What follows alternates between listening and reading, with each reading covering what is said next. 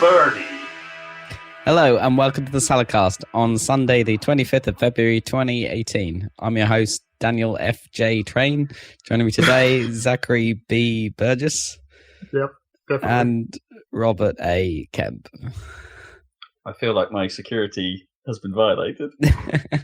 Never tell anyone what the letter stands for. No, That was my no. policy on IRC, where I just use ZVB as my username. It's like, you're never going to find out. You can see what the first one means, you can see what the second one means. I'm never going to tell you what the middle one means. No, I mean, you'll it's never clear- know. I mean, it's clearly bananas. Yep, very. Zachary Bananas Burgess. I like the sound of that. What's yours His, then, Rob?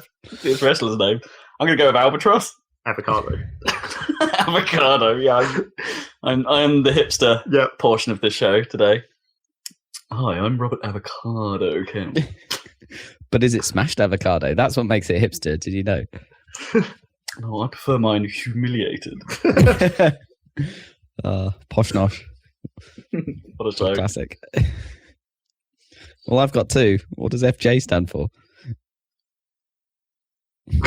I'm sure I'm FJ trying to, stands think, for something. trying to think of a fruit that starts with J. Is my problem here. A fruit? Well, that's what we're going with, bananas and avocados, right? Oh, true. Free Japan! Free Japan. Japan is free. Didn't specify what you were freeing Japan from. No, The Dan Free Japan train. he's an activist for a cause that doesn't exist. The freeing of Japan from trains. Perhaps. For justice? Dan Too for justice? Train? Too many Shinkansen. Too many Shinkansen. Way too many Just too Shinkansen. many. Free Japan. I can't think of any fruits that start with J. So it's not going to work. Dead air while we think about, Yeah. about fruit starting with J. It's like the nearest thing I can think of was juice. So clearly it's Dan fucking Juice Train. He's so juiced. Yep. I'm not the juice like OJ Simpson and fucking juice. Yeah, exactly. It's not orange juice, it's fucking juice. Oh, that is like, actually, this is like getting most closer. ones. Yeah. That's actually horrible. Okay, Oh, man. What a way to start a show. roll back. What's going on, guys? Flimsy jumpers? This is like Number the plate, the classic number plate game. Yeah. It is like the number plate game, yeah. You know, I'm with you, Jack. I can't think of a fruit beginning with J. There must be one. You think so? Juniper berries. I already said that, dude. Technically a Oh, fruit. did you? Well, that'll be why it's in my brain then. I don't know if that counts though. There's probably quite a few I different mean, kinds of it's like berries. it's technically a fruit, but probably not a human edible fruit. I don't know. Jaffa. Juniper's in gin. That doesn't mean it's an edible fruit, though, necessarily.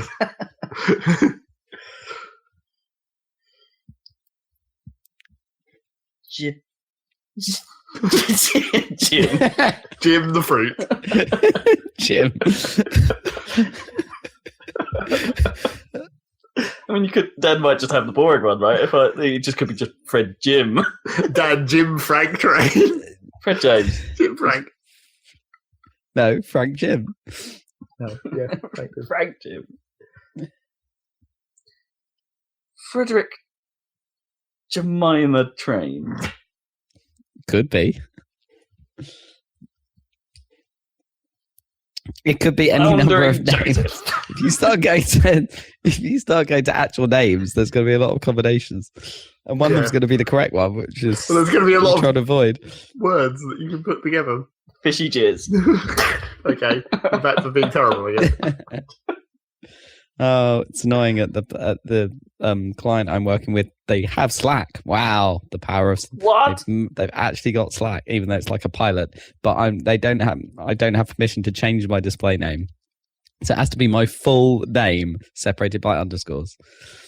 Nice. Great, thanks, guys. Hi, everybody.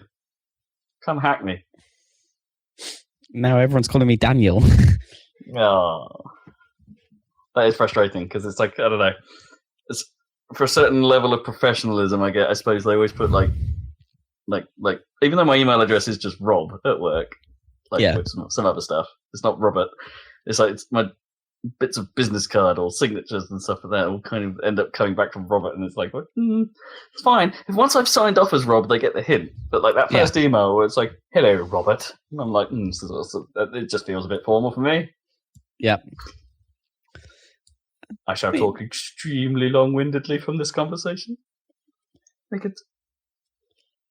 it as formal as possible. If I could handwrite this, that's what you should do. Yeah, just and sign it, Robert. Start sending emails that are just a JPEG of a scan of a handwritten letter. Oh, that'd be amazing. Well, I've got my laptop has a pen on it, so I could just write. Yeah, but you'll never write well enough with a computer pen to simulate actual writing. Because it turns out using a sort of stylus on a laptop screen to actually try and do anything useful at all is really hard. Well, even the fancy Microsoft Surface one. Well, I don't know. I think the only thing that I would say, just from thinking about how things that you could do with it, the only thing that I immediately think of that would probably work okay would be drag selecting a square in PaintShop.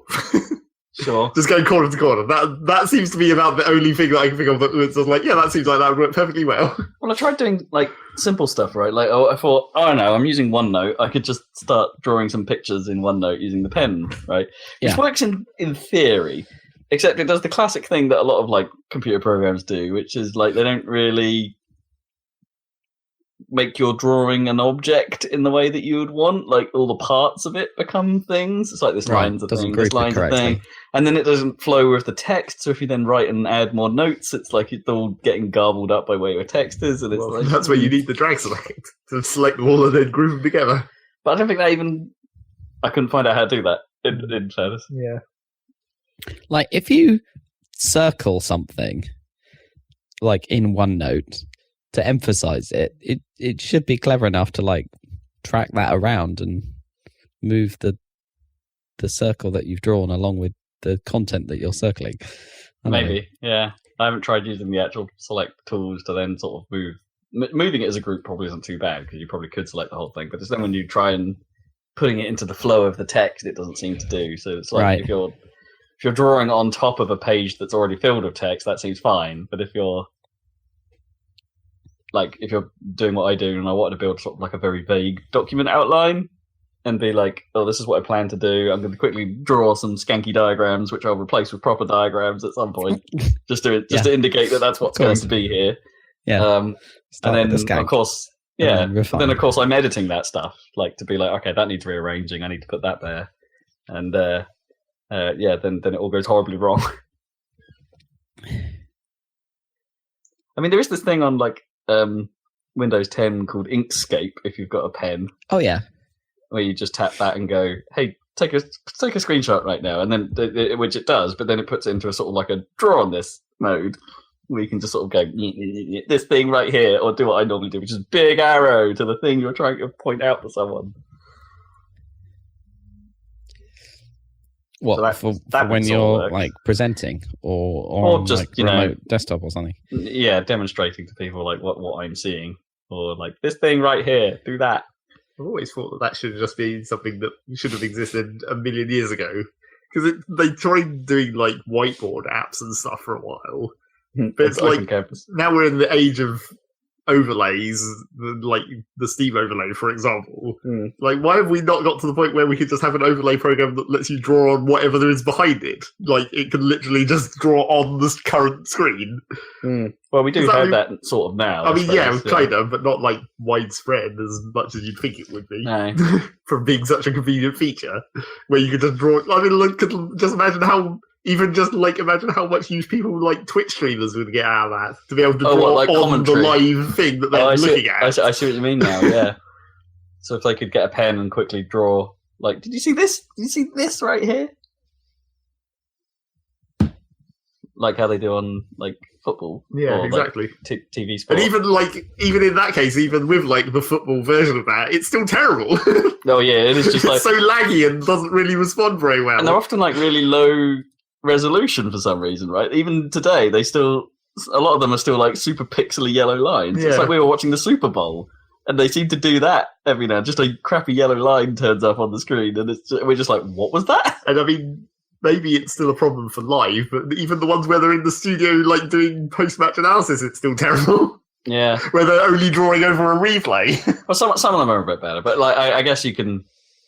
Some of that's down to right. Yeah, what can we put in the hands of people in the studio so they can do it as they're in these sort of open plan studios, I suppose, so they can actually do it. It got worse when they started doing the standing up next to a touchscreen TV version of it. Oh yeah, yeah. That's just a bad way to draw anything. The social media wall. But then, yeah, why couldn't they just give him a nice brush tool to actually do that, so he could draw like with a little bit of finesse? Yeah. Seems like that should have been a solved problem ages ago.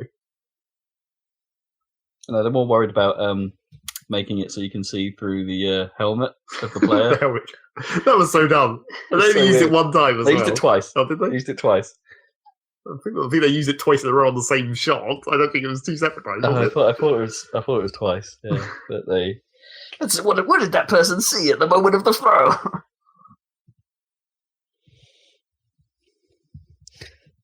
The throw. They always do those weird. They always do those weird transitions as well, and so they never actually hang on the bit you want. No, it's just like zoom, the weird squeeze, like swervy pan. Yeah, it swirls into his head. You get to see what he actually saw for like a split second. And then in theory, swirls back out. Yeah. Like, well, that was not actually helpful at all. I mean, I guess that technically was like the amount of time he saw that exact frame. I guess. Yeah. It's very weird. Super Bowl seemed a bit weird this year. I don't know if it seemed any more weird than usual, really. Or maybe I think it's weird because it was less weird, actually. It's just sort of normal. It was also a reasonable game this time, I guess. Or actually, but even I'd say that I don't think the game itself was actually that interesting, just the way it was being played and things. Well, I mean, it was maybe toward the end. Maybe it was weird for actually having like things happen. It wasn't just a generic ass game. Not enough flags. That's true. There was virtually no penalties. So you didn't get much time to have the refs say weird things and be like, what the hell did he just say? Yeah, what does that mean? I also just love the fact that they throw flags at things. I still love that. Just like this little yellow bit of fabric just suddenly appears. Well, it's even better if they run out of flags. Run out of flags? Well, basically, there's a protocol, because I've seen it a couple of times in replays of American football, where, like, because they have the flag to throw, but each individual referee only has like one flag. So if he then sees another foul later on, it progresses to like he has to throw his hat, and that counts as well for marking a penalty. Why doesn't he just go pick up his flag? Because that's for the first penalty. You have to leave the flag there to mark that first penalty. But if you continue to see other penalties, it's like, oh, I have to throw my hat and like a towel. Right, I see. If it during the same play. Yeah. Okay. Because I thought they just leave the fabric just there for the entire match. It's like a battle scar. It's like, it's been a terrible play when hats end up getting thrown. Because that means at least one referee has seen more than two fouls. Oh, that's pretty great.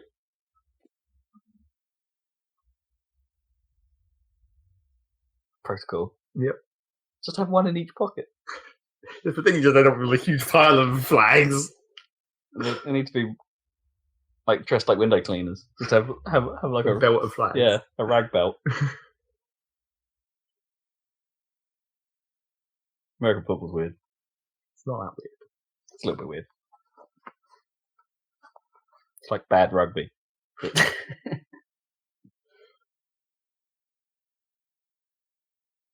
haven't really been watching any of that either.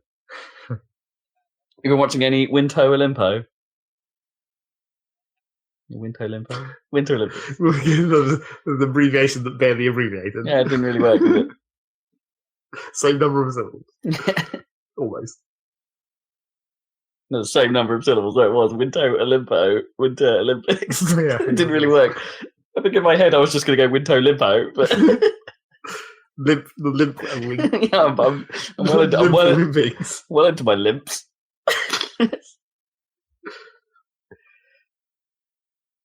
What's you that? Not really. Not getting into Mr. T's new favourite sport. Mr. T's new favourite sport is like whatever the fuck he's watching at the moment. So like, I don't think he cares enough to form that kind of decision. You watch any of it, Dan? That was a test. I don't think he's with us. No, I don't think so either. Oh, he's back. I heard a noise. Christ. Hello. Yeah, there He's he is. I better be. I better be. Yeah, this is. I haven't watched the Wintolympo. Wintolympo. Oh, Wintolympo. I'm surprised that Zeg hasn't though. I mean, usually get into the Summer Olympics, but I guess winter's a bit not quite so interesting. What did we decide the skeet really was? Because they didn't talk about it at all this time. Because didn't we like we had because that's not a Winter Olympics sport. That would be why. Something like that, yeah. Because I got confused with because I thought what is actually the biathlon. I thought that was skeet. No, but, yeah. Biathlon's just target shooting, isn't it? Yeah, with some cross country skiing in between. Yeah. Ski, shoot. That's pretty much what it sounds like if you're 50 feet away. Yeah.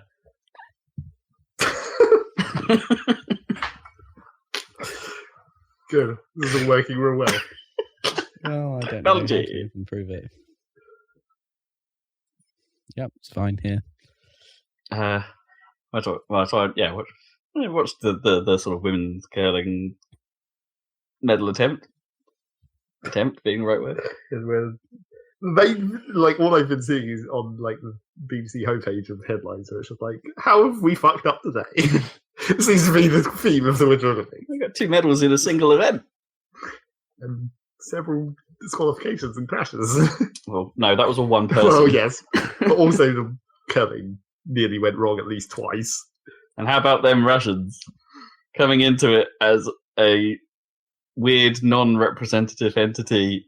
They're not representing their country, but they're from Russia, so we're going to call them the athletes from Russia. So because of the doping stuff that happened. They're allowed to compete, are they? But not under... Dan has gone so quiet. Why is this happening?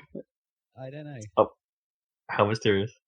But yeah, they were allowed to compete as well, that. I guess they were allowed to complete as well. Well, and then two of the them, events. for and they were stopped from supporting Russia for doping reasons, and then 2 of them got picked up for doping. Dopes. I thought it was at least 4. Although in total, but 2 of them were Russian, and there was like 1. I still thought it was 4 Russians as well. Oh, right. Work, damn it. Well, that sounds better. Oh, good. Mostly better, anyway. I hope so. Nope. It's improving gradually. Yep, he's coming back to us. Return from the land of I don't know where I've gone. Don't walk into the light. Yeah, exactly. Try not to die. Good advice. Wintolympo. I love it, to be honest. I get the kids, Noam and I end up watching it just every night. Being like, what are we going to watch tonight? The Olympics is on. That's why, though. Because you are required to watch something pretty much every day. And so having a thing that's on at that time. You are required. It's convenient. That's just nice. Wouldn't watch it if it wasn't fun. Do that during the summer as well. Just watch everything. Spot. What else is going on? I don't know. Great. I can't tell if you guys can hear me or not. Is it possible? We can. Oh, am I sounding normal? I have no idea. You are sounding like Dan. Oh, good. Okay, fine. Yeah. What else is going on? Anything going on in the houses? No. My shower is blocked. I think how did you do that? I don't know. What's blocking it? I don't know. I don't you want to know? Is it all beard hair? Could be. I don't have a beard, but that's the point. You shave it off. Well, I don't shave it in the shower, but it could be. So your sinks aren't blocked, and that's not the whole thing. It's just no. It's just the shower. Shower's not draining correctly, and because it's like a wet room, it doesn't it just goes all over the floor. Bits of sock fluff that come off your feet. Could be. You get. I don't think you're meant to wear socks in the shower either. No, but you want socks in the shower either. No, but when you take your socks off, and then you go in the shower. Like sometimes it's like just sock fluff on you. Oh, just on your feet. Sure, I guess. And that's built up and blocked the shower. Yeah, it could well be. So I'm pouring shit down it. How often do you wear new socks? Well, I suppose because I run a reasonable amount and tend to have showers right after I run, it grinds the socks away, basically. Yeah, I think so. Grinds them away. I'm mining sock. But your shower's fine. Oh yeah. So that puts my sock theory into doubt. Yeah. Yeah. I don't know what it is. But I share this shower with Gary, so who knows? Who knows? Maybe it's just like whatever. It sounds dumb, but whatever soap you're using just doesn't actually like. Yeah, it just remains in some kind of gelatinous lump somewhere. So there's just a lump of soap, a very nice smelling part of your pipework that's stopping everything. Maybe someone accidentally shoved a whole soap down there. A whole soap. It could be. Yeah. There's a grating over it, so I'd be quite impressed if you managed to shove a whole soap down there. Someone just think that this was the best place to pour their chip fat or whatever. Or like his burgers. I can't be bothered to put that down the sink. It'll block the sink. I know. I'll put it in the shower. I know. I'll put it in the shower. Well, I guess technically the shower pipe is probably slightly wider, marginally. Maybe, yeah. Than a sink pipe. You'd hope so. It could be true. Plumbing experts, right in. Yeah. Tell us what the most grim thing you found down a plug hole. I don't want to hear that, really. It'll be hair. It'll be just hair. Yeah, no, it's probably just hair. Definitely worse things than that. No, but I mean, what's actually blocking Dan's? Yeah, but it won't just be hair. That's the thing. It's like the hair will be the binding agent, but what its binding is like you don't even want to know, and it's impossible to tell. It's just stuff. Wouldn't hair just be the mass Gunk. more than the binding? No, because it has to hold itself together. It's just like concrete. The hair is like the steel beams. I guess. Yeah. Yeah, that's right. The hair is the rebar. But you need the actual cement stuff or whatever. Except that's not really how the rebar cement even works, I guess. No, not really. It's to do with tension and shit, right? Right. Pre-stressed and all that crap. What, like jeans? They're just making stylish buildings by pre-stressing their building. News! It's time for the news. I saw Black Panther. Oh yeah, me too. Not news. I saw it on the Tuesday when it came out. Do you enjoy it? It is good. It's pretty good. Yeah. It is a little light on levity, I thought, for a Marvel film. But... Well, they seem to have split Marvel films into comedies and more serious films. Yeah, and I've been enjoying the comedies and have been quite bored of the more serious ones like Doctor Strange or whatever. Even though that had jokes in, obviously they all do. I mean, they all have some amount of jokes. But I mean, now like Thor Ragnarok and even Spider-Man are basically full on comedies, really, almost entirely. I didn't think Spider-Man was actually that funny, but I know it tried. But but it was like an '80s teen John Hughes comedy. Yeah, and so they did quite well to make a less funny one more interesting for me. More engaging, yeah. I think I saw like one of the more interesting things people said about it is like, despite the fact that it's got a relatively large cast, some of which is probably underused as is standard for these sorts of films, that it's actually possible to, even in the hectic action scenes, you know who's who and what their motivations are and things like that. Yeah, which is something that seems to get lost in a lot of the. Yeah, that's true. A lot of the bigger Marvel films. I like. Yeah, the sister character was cool. Although she was basically like Q from. Yeah. She had like Q branch, except like African. Where they were going through all Bond's new equipment. In fact, there was a bit where they went to Korea and they went into like a bar to scout out like the baddies or something, and I was like, isn't this the same set and the same scene as in like Skyfall?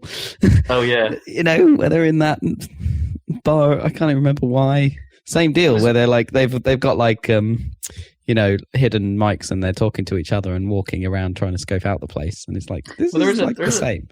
There's a thing in general, isn't it, about that set design, right? That sort of square room with the balcony that's all the way around it, and that always seems to get used for that sort of scene. Exactly. Yeah. Yeah. Maybe it was a reference. I don't know. Anyway. Maybe.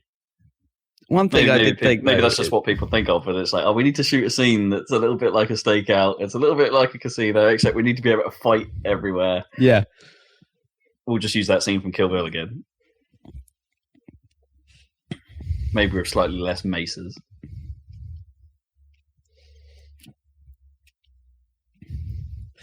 Wakanda. Yeah. It was quite fun seeing it in a cinema in West London on like the opening day, because quite a lot of the audience was black, and were cheering at all of the like anti-colonialist jokes, like, which is quite funny. all the mentions of colonials and things. Yeah, all that stuff. They were like, "Woo, colonizer!" Quite funny, colonizer. Yeah, exactly. Stuff like that, and like another white boy for us to fix up. They were like, "Woo, yeah." That was quite funny. I did think that Wakanda, though, like having just played all that Civilization 6, it's like they've gone a long way down the tech tree, but they don't seem to have advanced past like monarchy for some reason. I don't know why. No. They didn't bother with the civics. They were like, and so the whole peril of the plot is entirely because like their highly advanced civilization can be taken over by like monastic, by bloodline challenges. Yeah, bloodline challenges, complete with like ritual combat to the death. It's like, could you have just like slightly changed your system of government? It doesn't mean their system of ethics and culture has actually. Yeah. To use the word advanced in that circumstance doesn't feel right, but modified itself. But I suppose that's what could plausibly happen if you cut yourself off. You don't need that diplomacy or. Yeah, I guess so. I would argue that it's okay to say that hereditary monarchy is less advanced than than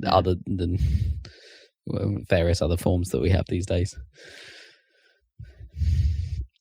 I guess.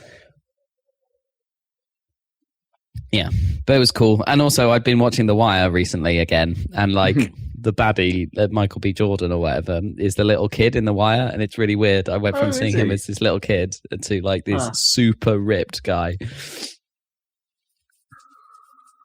He seems cool. Yeah, he's cool.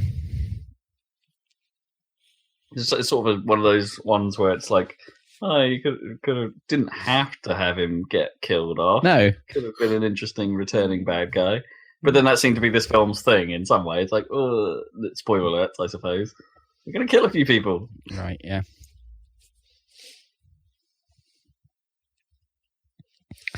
Yeah.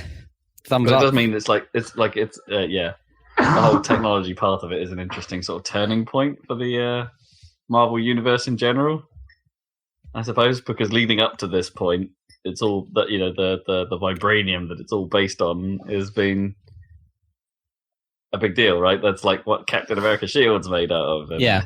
Because it was the only stash of vibranium we had at the time. And then we learned in Ultron that there's a bit more of it. And now we know that there's loads of it. There's tons of it. Yeah, and it's going to change all of technology. Basically, the entire thing is just going to go a bit Guardians of the Galaxy weird tech, isn't it? Yeah, everything's going to be space. Oh, I mean, everything was already spaceships after aliens invaded New York. Like the... in the first Avengers film, like already the SHIELD or whatever they're called had like pretty advanced hovering, aircraft carriers and but they're all still just like massive fan blades and things. But now they're going to have vibranium thrusters or whatever. Yeah, like Black Panther's spaceship thing. Wibbly things, which actually probably had some of the chunkiest effects associated with the bit where the ship is causing vibrations in the water because it lands on water at one point. And it's just like, I know they were going for the sort of like the look of, I don't know if you have water on a speaker or something and you get those sort of ripple patterns. So it didn't quite look right, or it didn't look like it travelled further enough, or caused much disturbance away from it, if you know what I mean. Like very localized, really. Yeah. Yeah, some of the effects were a bit looked a little bit cheaper than like full-blown Avengers kind of level. But maybe it was just slightly lower budget. But CG still, rhinos. it's making a fortune.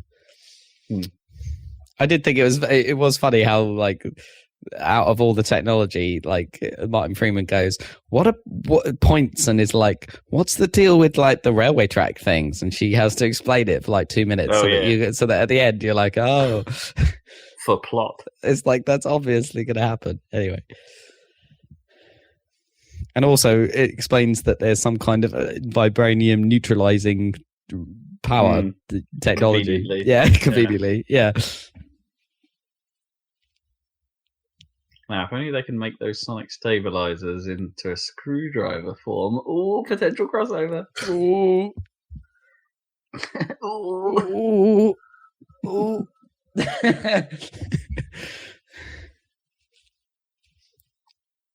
Fanboys. They just had a moment. We created that. Hashtag love curling. News. What's going on in the world of video games? Nothing. Okay, what's next? What have you been playing? Okay. Let's rattle off a few things. They've announced a remaster of Burnout Paradise. Maybe we knew that was coming. It looks the same. It did in the trailer anyway. I don't know. And yeah. It feels like one of those games that seems new enough and stylized enough, I suppose, in its original incarnation, where a remaster doesn't feel all that necessary. It's not really. It's just an excuse to re-release it and make more money, isn't it? It feels like it should just be a hack that lets you up the resolution, like in any PC. Yeah, PC version. Yeah. Although it ran at like 1080 just fine. Well, sure, and it probably could go higher. You should just overscale it, and that would be the remaster. Yeah. 4K baby. Yeah. And I guess they might add a bit more HDR lighting to it, I suppose, and up some texture detail and add more sparks. Just more sparks. I'm not sure you can add more sparks to a Burnout game. That's already like maximum. You won't be able to see where you're going. Yeah. Also, it's the wrong Burnout game to remaster. Yeah. As a lot of people seem to like that game, but we on the Saladcast don't like it as much as Burnout 3. That's the game to redo. Guys. Anyway. Guys. What else? There's a free update to Mario Odyssey with Luigi's balloon party type deal. Has anyone tried that? I haven't yet, but I don't think I care. Is my thing, because it just sounds weird. But it's not it's not really content. No, but it's a whole new world, right? That sort of balloon hiding thing is not really. I thought it was a new. It's built into the. It's like it's just like fucking Hint Toad. You find Luigi at the start of the level. And it's like go and hide a balloon somewhere in this level. It's basically like it's not exactly like, but it's quite similar to like Sonic Generations 30-second challenge, where it's like you had to get through as far through the stage as you could in 30 seconds in Sonic Generations, right. And then other people had to try and beat it, except not quite. It's more like hide and seek in 30 seconds, I guess. But that's a thing where, because I immediately saw the inevitable YouTube videos of like speedrunners versus random people, like set me a 30-second challenge and I'll beat it every time because I'm a goddamn speedrunner and I can get anywhere in this level in 30 seconds. What else going on? There's rumors of a Warcraft 3 remaster, potentially, because they just dropped a big patch for Warcraft 3, including like widescreen support, stuff like that. They might as well just put everything in whatever their current engine is. You might as well re-release all of the Diablos in the Diablo 3 engine. Yeah, true. It's just content at that point. I guess. Yeah. Probably good. I'm trying to remember if I've actually played Warcraft 3. I mean, I think I have, but I can't remember if I've sunk any time into the single player at any point. Yeah, I feel like I think I might have done. I feel like I played it once and then just didn't get very far because I didn't like it that much. It just wasn't all that memorable. I mean, it was interesting because I remember that was the one where they started doubling down on the idea of hero units. Yeah. I mean, I know they'd done that before in like StarCraft and things like that, but they brought it to Warcraft, and the idea was that persisted through the campaign. But there was a lot more story and things happened mid-mission and that kind of stuff. It was, I suppose from the. I remember playing it thinking, this is a little more dramatic. I suppose they're actually trying to make something out of this campaign a bit more than we've done before in RTSs. Still don't really remember any of it, or it didn't really gel with me in terms of gameplay. I don't know. Did you even build farms and click on sheep? No, it didn't work that way, did it? I don't remember. I feel like you probably did. To some extent, maybe not as much as you did in the older games. Job's done. Righto. Baram you. And all of that. They definitely still had clicking on things, as always. Yeah. They were just clicking on your hero units and stuff and moving them around. I mean, that was the game that started the whole Dota thing, wasn't it? Or yeah, absolutely. Yeah, Dota was a Warcraft 3 mod. Yeah. It still is, actually. Yeah. You can still play original Dota, and is it still maintained now? I don't know. I haven't heard recently, but okay. No one talks about it. It was up until fairly recently. It was still being updated. Yeah, but that was I don't know. Just didn't make a big impact on me. I mean, I suppose it's not surprising because they had relative success with that StarCraft remaster, so try their hand at doing a remaster in 3D, I suppose. But I suppose this might be the first remaster Blizzard's done of a 3D game? A 3D engine game? I guess that's true, yeah. Well, that should make it actually easier. If we assume that they're probably just going to use the StarCraft 2 engine, at that point it's just get the assets and then just shove them in there. So make the assets better on the way. It depends, say swap engines and stuff. It depends how much of the actual mechanics of the game are using things in the graphics engine to actually power them and things like that. Sometimes that stuff does tie relatively closely together. So it's do you? If we're looking back at things like that Crash reboot recently, where it's actually Crash doesn't control in the way that he used to. We had to change things, they didn't have to change things; they just did because to make it playable. Well, they didn't, and apparently, the Crash stuff is actually harder than it used to be because of some jumping mechanics changes, and the fact that across all three of those games that are in the trilogy pack, they all control the same, whereas they didn't. In the originals, there's some weird little details like that make it slightly off to those in the know. So I wonder if this would be they'd have to rewrite more of it than you think, and thus be a little bit. I would have thought they off. Would have to. You'd think for an RTS, I don't know, you'd think for any game it should actually be easy, but for an RTS especially, it should pretty much just be straight porting numbers, right? Because every unit will be defined by a movement speed and an attack speed, and it's just you just copy those numbers over, and that should be it. Well, and it's not really a physics engine like a platformer, I suppose. I guess hopefully, yeah, and all the AI routines by which it path finds and things like that, you might need to pay a little attention to.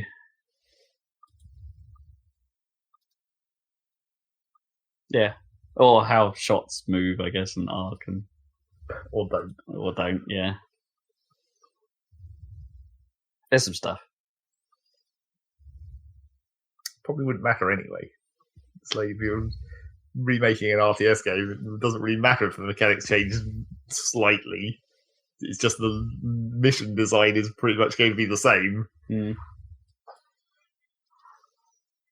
Yeah, it's a weird one. I'm not sure I expected it, to be honest. Though I know they did StarCraft. But StarCraft, I think, is way more regarded than Warcraft 3.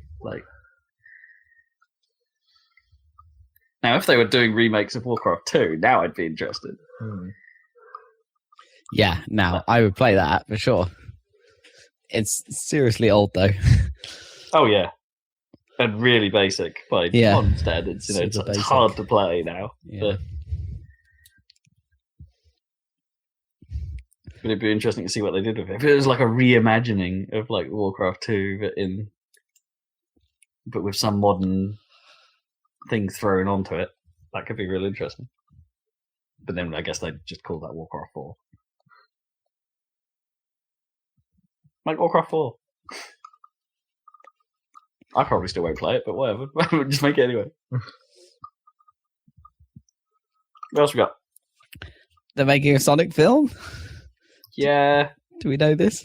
I didn't, but apparently it had been known for a little while. I'm not quite sure where. Where did it come from? So anyway, just on a podcast at some point. Okay. Quite a long time ago. Although at that point it was probably still like most of those early rumors about films where it's just like it might not ever actually happen. Yeah. Like the Asteroids movie and all that stuff. Or the Tetris movie. Although that one sounds like it's actually further along than. But if you want examples of things that didn't happen, like the Uncharted and Halo films and that stuff. I was talking to my former project lead, and he worked on Halo, apparently, because he worked for the Weta Workshop. He actually did like the physical. He wasn't like the digital, even though now he's a really good developer. He did, and he was talking about how he helped build the Warthog that they used for that short and everything. Oh, nice. What was that called? Anyway, the little mini series. They converted like a rubbish dump into the kind of war zone. Apparently, it smelled really bad. Okay, everybody, let's make sure we get this take first time. Otherwise, we're all going to problem it everywhere. And he also worked on Dam Busters, which also didn't happen.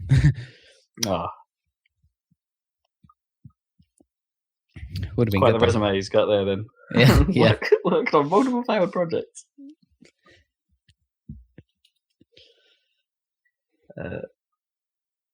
So that's supposedly happening, and happening end of next year.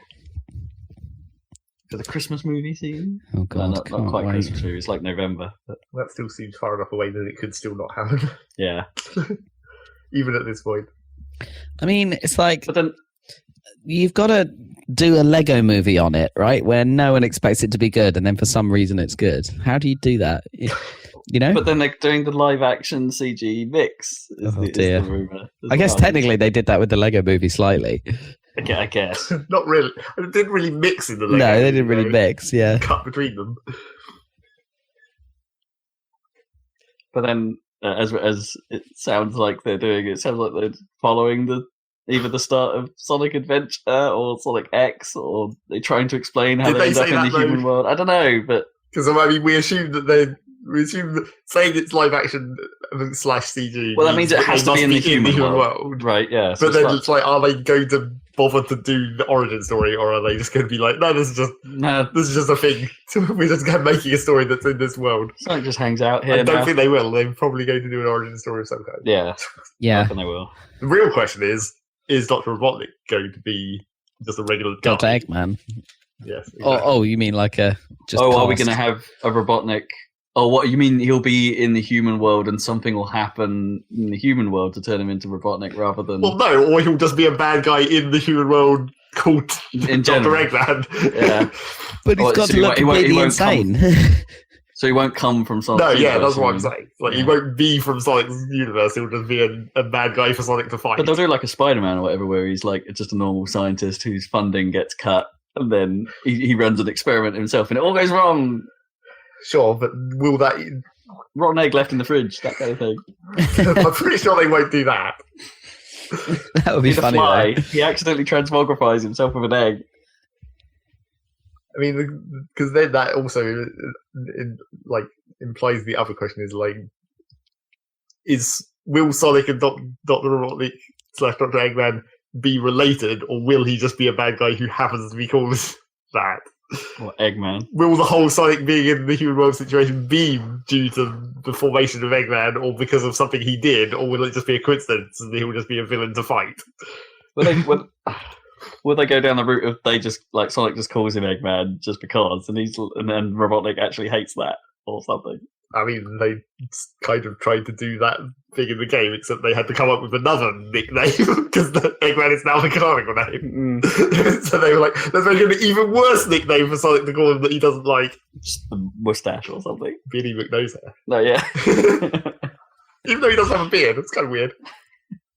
Is that what they called him? For a bit, yeah. Beardy McNosehair. Where did that name McName thing even come from? Who knows? I mean, bored Englishman. Yeah, I guess. Taking the mick out of the Scots, I guess. I guess so. Scotty McScotface. Yeah, I don't know what they're going to do with this whole situation, but it's clearly going to be an origin story of some kind. Because I'm pretty sure you can't. Well, but will it be Sonic's origin story, or are they like will he be regular hedgehog turns blue and? Well, if you're going to use CG, I don't think you can have it be something that already exists in the human world that turns into Sonic. It has to come from another dimension.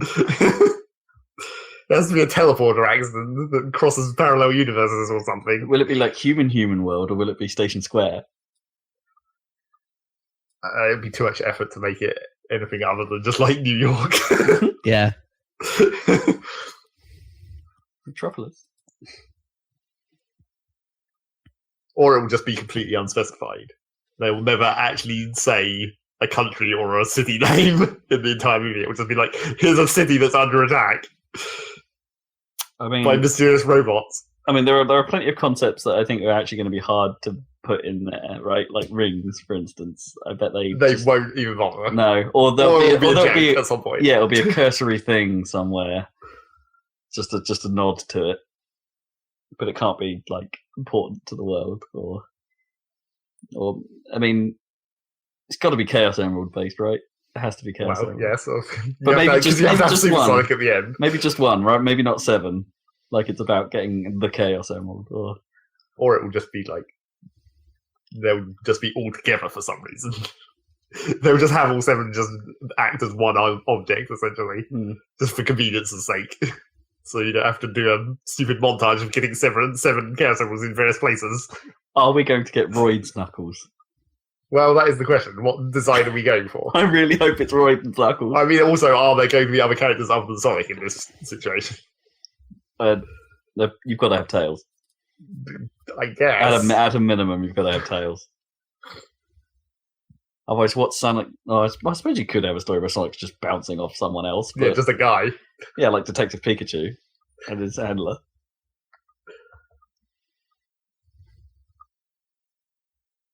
Or maybe Sonic talks to the animals, and he's talking to like a normal dog or something. That would be weird. Sonic and Poochie take on the world. Or they just go like full-on pixels, where it's just like, it's not actually sort of real. It's just like, it's just literally the Sonic stuff has appeared directly from the games into the human universe somehow. Right.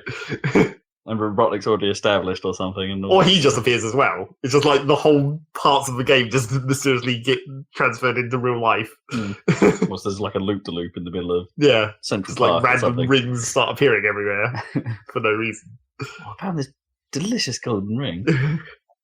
I tried to wear it, but it just sort of pinged into it. It disappeared inside me somehow. Yeah. Bling! And I stabbed my finger. And it came out again. It came out again, yeah.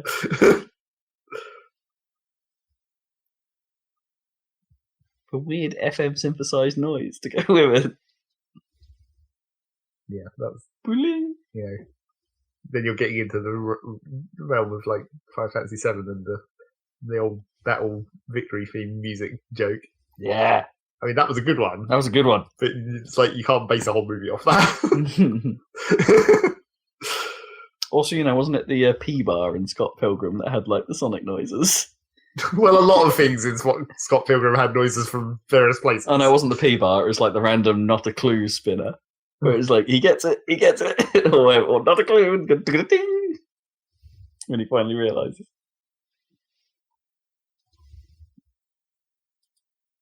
think there were a couple of Sonic references in that film. Yeah, at least. Well, we all look forward to the Sonic movie. I mean, I'm going to watch it either way. Of course you are. Are you going to give the cinema, though? Damn right I am. See it in IMAX. Oh, yeah.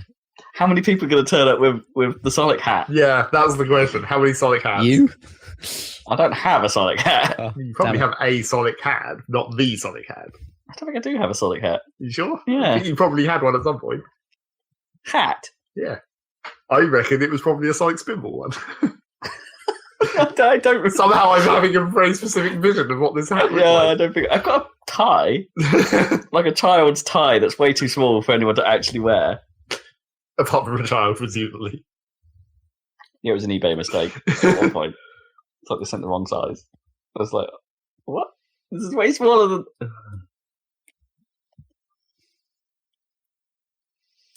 Sonic.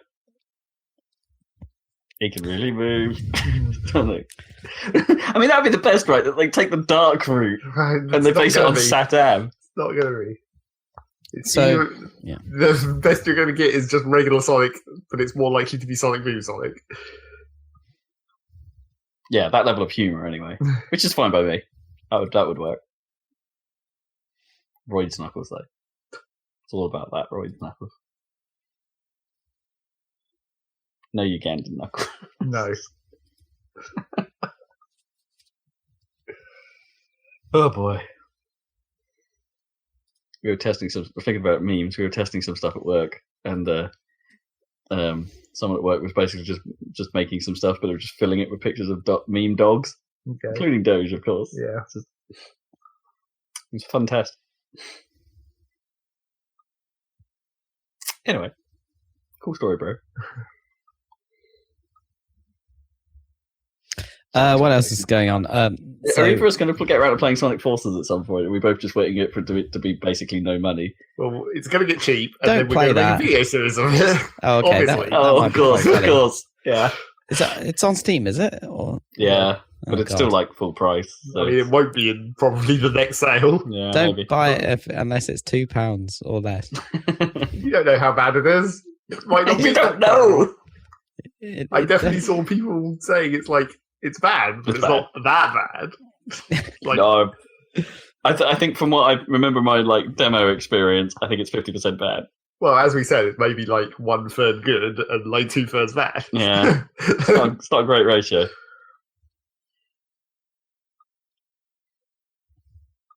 So how we describe Sonic Heroes basically is 1/3 bad, 2/3 more bad. Yeah, but the 1/3 is in every level rather than just Exactly. one of 3 levels. Blame Knuckles. It's all his fault. What else we got? Not much. That Into the Breach is out, that strategy game from the FTL developers, but I'm guessing that Zach is going to be playing that, so I'm sure we'll find out his impressions in a future I didn't podcast. actually know what the release date was until I went and looked. Maybe because in the page on Steam, they didn't let you pre-order it, which is Right. Good for them for not doing that.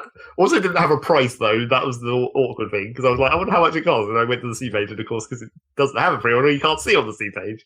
I have to go look up that information elsewhere. But yeah, then I was like, oh, it comes out in 2 days. Yeah. Good, So- convenient timing. But high hopes for that, Well, relatively, I guess. relatively. It's a bit weird because FTL was obviously awesome, but then it's been so long. Yeah. Can you really trust a dev based on one game and then they haven't done anything since that? I mean, you can to a certain extent, but you really need 2 data points to form an analysis. Form some kind of line. It has been a really long time, in fairness. I mean, they did at least port FTL successfully. I guess that was some good work. FTL's Yeah, pretty but- great on every platform. And the advanced version, of course, that was also decent. Yeah, by all accounts, the iOS version is pretty solid. The Especially, music in my the head now, touchscreen damn version. it. Yeah. The plinky plonky noises of Ben Drummings or something like that. Ben Prunty, that's his name. Good composer. Good soundtrack. That's the important thing about this game, of course. You got to still have if the soundtrack doesn't live up to the thing, because that's what you need in those kind of games, I guess. Absolutely. That sort of your favorite genre of like I suppose the sort of Infinite Factory, not in the way, but still nice to listen to. The backing music to thinking. Thought music. Next. That's it. Unless you want to talk about Metal Gear, but I mean, if any of us was going to be remotely interested in playing it, it might have been you, right? No, though, obviously not. I'm not going to play a non-Kojima Metal Gear game. Yeah, I mean, I saw some of the early preview footage of it, and in some ways, it did look like it had promise. Well, it's right? I don't know. I'm looking at footage, and it's like the Fox engine, and it looks great. And I'm like, man, I should go back and play Metal Gear Solid 5 instead. And it makes the sounds and has the look, and because it's all stolen, all that stuff. Yeah, pretty much. Yeah, just recycling it into a stupid zombie game. Dumb. It's survival, and you like survival. Survival sneaking. No, I mean, in Metal Gear Solid 5, it was amazing that you could hold down the sprint button and sprint forever. In this one, it's like, you sprint 2 meters without running out of stamina, and it starts telling you you've run out of stamina and you need to pee. Really stupid. You've had dirty water, and now you're going to throw up every minute. Screw that. Metal Gear Survive. Right. That's it for news. Not a lot going on. What is going on is people playing video games. Is it, though? Not entirely sure about that either. Well, let's see. Rob, have you been playing any video games? I may have. What video games have you been playing? I have been... I put in a bit of an effort to try and finish Hand of Fate. After talking about it last time. Manos. The Hands of Fate. No, unfortunately not. That would be much better, probably. Manos. What is this? I'm missing the reference. Manos, The Hands of Fate is a really, really terrible low-budget Italian horror film from like the 60s or something, or 70s. And it's a famous episode of Mystery Science Theater 3000. Because like there's such a long opening sequence where nothing happens and they just drive around the countryside that the robots just and have nothing to joke about, so they just start saying the name of the movie over and over again. The Hands of Fate. Anyway, it's terrible. Watch it. my favourite recommendation. Yeah. So I thought I was starting to get towards the end of that. Previously on Hands of Fate 2, I was starting to get a little fed up with it, and some of its shortcomings were getting more increasingly annoying as the game went on. But I didn't think I was that far from the end, so I sort of thought I'd plow on and try and get to it. The game outstays its welcome. It's quite a lot longer than I thought it was. There was more stuff just kept unlocking as I got through it, and it's like there's another challenge. Oh, by the way, after this one, there's another one, and you're like, wait, what? How have you got so many? To the point where I do think it's a bit long, and that sort of that third quarter I think I was touching upon last time and had to slog through this time. It is probably the worst section in the game, where it's not really introducing enough new. But at the same time, the challenges suddenly take a massive difficulty spike into the weird zone where like one wrong decision can screw the run. Oh no! Severely until you do it again, and there's a bit of trial and error involved. And there was one of those earlier on as well. There was one in particular that was just, how do I solve this? Like, what do I do differently? And it was literally a case of going through it and picking a couple of different choices. And you could do it. And then, as it turns out, this is where I sort of have a bit of a love-hate relationship with this game, because like some of those challenges have gold and silver targets, where you get the silver just for finishing it, and the gold one normally requires you finishing it well or finishing it with a certain condition. And this particular challenge, where it basically ends if you do it badly, ends in an impossible scenario, you can't win. If if you make a different choice, you can get the silver scenario fairly easily. But getting the gold scenario actually requires some out of the box thinking and using some of the cards that you used very early in the game to your advantage. To I'm trying to pick my words carefully here, not to be too spoilery, but this is a bit of a spoiler in itself. I was going to say bridge the gap in interesting ways between things like that, and it's actually when you stop and think about it, it's like, oh, that's actually really clever.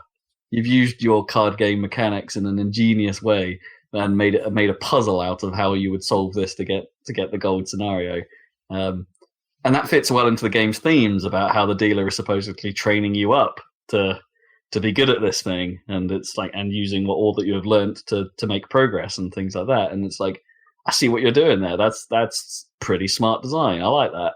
It's a shame the challenge it's wrapped in is garbage, but your gold solution is neat. 3 stars for effort. Yeah, that kind of thing. And as you get towards the move towards the sort of later challenges in the game, some of those actually become a bit more interesting, and I maintain that the card element of that game still has a decent appeal. Like all the way throughout, that element of the game is still fascinating to me, even if it doesn't land all the time. I think the concept and the expansions they've done to the card side of the game are good. But I went through a real rut with I was already falling out with the combat, but went through a real rut with it where it was just like it ramps up, it escalates to a point where all of the problems I was talking about before just hit a whole nother level where things just feel like they are not working. Just flat out broken in places. Everything I talked about before, like hitboxes being weird and timings occasionally being impossible for you to succeed in, all of that just escalated to the point where I'd seen things where I would be hit by projectiles, having evaded out of the way. I got hit by someone who got pushed out of, who went into the green. You know, in Batman, you'd get like people who are attacking you, and it would be like you could press the counter button to get out. You were saying. In Hand of Fate, that's like a green indicator. So they would do a green attack, and I would ready my. They would do a green attack, but something would happen that would push them basically all the way off the other side of the screen. Like I'd get my teammate to come and charge through, and they'd hit them. Or another enemy would get in the way and sort of push things about. So they would basically be quite a long distance away from me. But because they've initiated that attack, sometimes the game is all like, this is connecting unless you deal with it. So they got pushed away. I didn't defend, thinking, that's no longer a threat, and still got hit by it, like almost a screen's width away. And it's like, oh, really? Just moments where things like that just go very wrong and feel very bad. And it sounds like that countering system is just not really working for you. It just doesn't work. Yeah. Like, as I said, the animation timing thing is a pain in the ass. There were moments towards the end where I was getting attacked by both a green and a red attack at the same time. And the red attacks are evade. So I was left in the position where it's like, what do I do? The green attacks, you can't really evade all that successfully. But the red attacks I have to evade, so I guess my choice is evade. Oh, look, I got hit by the green attack. What a surprise! It's just like that started happening towards the end of the game. So I'm not sure it's supposed to, but it did. I guess major spoiler alerts for the end of the game. The last challenge is nothing but combat. There is no card element to it. Oh, right. So they've been building up the mechanic the whole way along and then just ditch it right at the end. And then ditch it for the last fight. And they do sort of bring that out in the confrontation that you have. Like they make a statement about it. And it's like, oh. And the fight itself isn't even all that interesting, even compared to the final boss fight against the dealer from the first game, which was a sort of cool twist on it. It's like you've played this card game as a little statuette of yourself bouncing around the table, and it's like, oh no, you're actually on the table now. Ha ha. Have a fight there, and it's like that was a cool ending to that first game. Sure. None of that this time. None of that. And there's not even a secret. There is a sort of secret story ending, but it's not a different encounter. So yeah, there's nothing. So I suppose cards have two faces. And this is very much one of those. I do want them to carry on with this because the concept is still great, and I love what they've done. I love what they do with the card stuff, but they're just that combat. It needs to go or be replaced with something, and definitely don't use the weakest part of the game for the whole ending.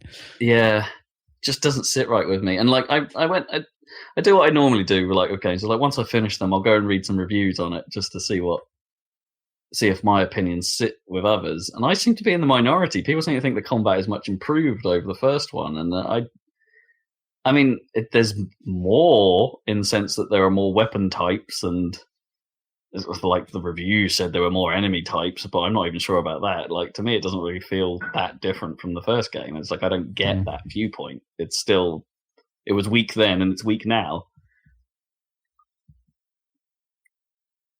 So yeah, I don't agree with the critics on this. Like, but yeah, to commend it, the dealer is still awesome all the way through. Great voice acting, music design is great, visual design is great.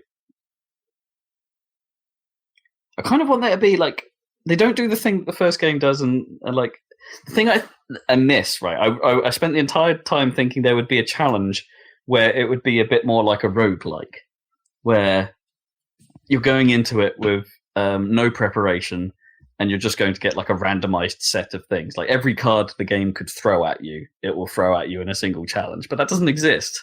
I kind of wanted to be like, I could get any of the stuff from my equipment pile, or I could come across any encounter that I've unlocked so far in this run and make that a challenge. Because I thought that could be kind of interesting. But the game really doubles down on this idea of like, here's a set of parameters. This challenge is a limited set of things that can happen to you. You can prepare to the extent where you have some control over what other things can happen to you, to the point where it's like, okay, I'm probably going to be screwed for health quite a lot in this run, so I need to bring a lot of cards that could result in healing, with the word could being important there. Oh, and maybe I'll bring the equipment I could discover could be ones with healing powers, things like that. So you can prepare all that. And in some challenges, that's great, because that means that gives you the advantage. You can outsmart the challenge a little bit by doing that. But I did sometimes just want this. There's so much stuff. Throw all of it at me, please. I want to be surprised. And it doesn't do that. So I felt a little let down by that. Maybe that's DLC or something. I see there's an update to it, like a free update. Yeah, I guess that could make sense as DLC, right? Just to sort of just like a mode where it throws everything at you. Because I think that would be cool. And that's it, really. And Effect 2. I'm not sure I'll go. It had that annoying effect that sometimes happens to me when I finish a game, where I immediately go back into it, having thought leading up to it. It's like, I just want to finish this. And then I finish it and I go, actually, I want to play some more. Yeah. But I have moved on. I have started other things. What else have you been playing? I've nearly finished Eets Munchies. Thank God. After we did that video of it. It's not a very long game. Not that many puzzles. Well, no. Didn't seem like it was. It's a classic sort of, I guess what must have been early touchscreen guide thing to food puzzle game. Like, do you remember like games like Cut the Rope and things like that? Where you're putting food to Om Nom and things like that. This is sort of in that vein, I suppose, where you're placing items in a world and then manipulating them while it's live, I suppose, or going to then help your dude get the food. Your food dude. So it's one of those. It's sort of well made. It's quite easy. I think that puzzle we struggled with at the end of the video is possibly the hardest one in the game. Well, it's because it used a bad mechanic we didn't realise, and then the mystery puzzles at the end of the game could also be considered fairly difficult because they use pieces you don't discover in the rest of the world and don't really describe them to you, so you've got to figure them out. They're like extras, and they don't have any treats to get. It's just get the cake in those because they're hard. And there's only one of those I haven't figured out yet because it does seem impossible at the moment. I don't know how to do it. But anyway, that game's all right. It's all right. But I suppose the big thing I've started playing, quote unquote, is I started playing Recore Definitive Edition. Aha, Recore. Xbox. So a little history lesson, I suppose. Recore came out. Tell us more. Recore, tell us more. Yes, I suppose a little history about this. This is one of those games that came out of Concept, which is Inafune. Is that the guy? The Mega Man guy. Anyway, he went on to make Mighty Number 9 and that garbage. So it's like his ideas factory came up with this, and then brought Armature on board, who are ex-Retro people. Retro Studios, the Metroid Prime guys. Yeah, Metroid Prime. To make this thing. It released a couple of years ago now, and everyone thought it was basically unfinished when it did. With it being nice in ideas, but bad in execution in terms of bugginess and a horrendous, let's call it a poorly designed endgame grind, where the criticisms levied at it. And just generally unfinished because there was clearly content in it that had been cut and wasn't there. To the point where, one of the robot friends you can have in it, there was a placeholder for it in the menus, and that menu item was never filled. Things like that. Right. Clearly unfinished. Clearly unfinished. So here comes the definitive edition, which supposedly puts all that stuff in and actually finishes definitive, the game. i.e. the edition. Yeah, the one that should have come out. Like a year later after its original release. So everyone gets that for free, as it turns out. So, even though I've only got a normal edition copy of Recore, the game just, when I put it in my Xbox, it immediately said, oh yeah, the definitive edition, I'll get that for you. And it's like, okay then, let's do that. So yeah, it's basically like a third-person action-y game where you're on a planet called Far Eden, which is supposed to have Earth-like properties and a reasonable amount of minerals to it to try and help humanity survive. And it's as the Earth is dying or something, one of those classic storylines. And so in the whole mission is to terraform the planet, basically. And there's been some advancements in AI technology called Corebots that are designed to help do the 200-year mission to terraform the planet into something that humans could actually live on comfortably. Bots. Yeah, and this was all supposed to happen autonomously, except something's gone wrong, and we've been woken up at the end of the 200 years, and it seems like things haven't quite gone to plan. We were supposed to have been woken up earlier if there were problems and things like that to help to deal with it as the maintenance crews. But didn't happen. But that didn't happen. And the game sort of just drops you in it. It doesn't really explain a lot of that up front. It just says, hey, you're called Jewel. You're a girl on a sand planet with a robot dog. Here's some stuff to shoot. And then that stuff kind of gets eked out a little bit through disembodied voiceover. So you sort of learn that that's what's happened after a little while.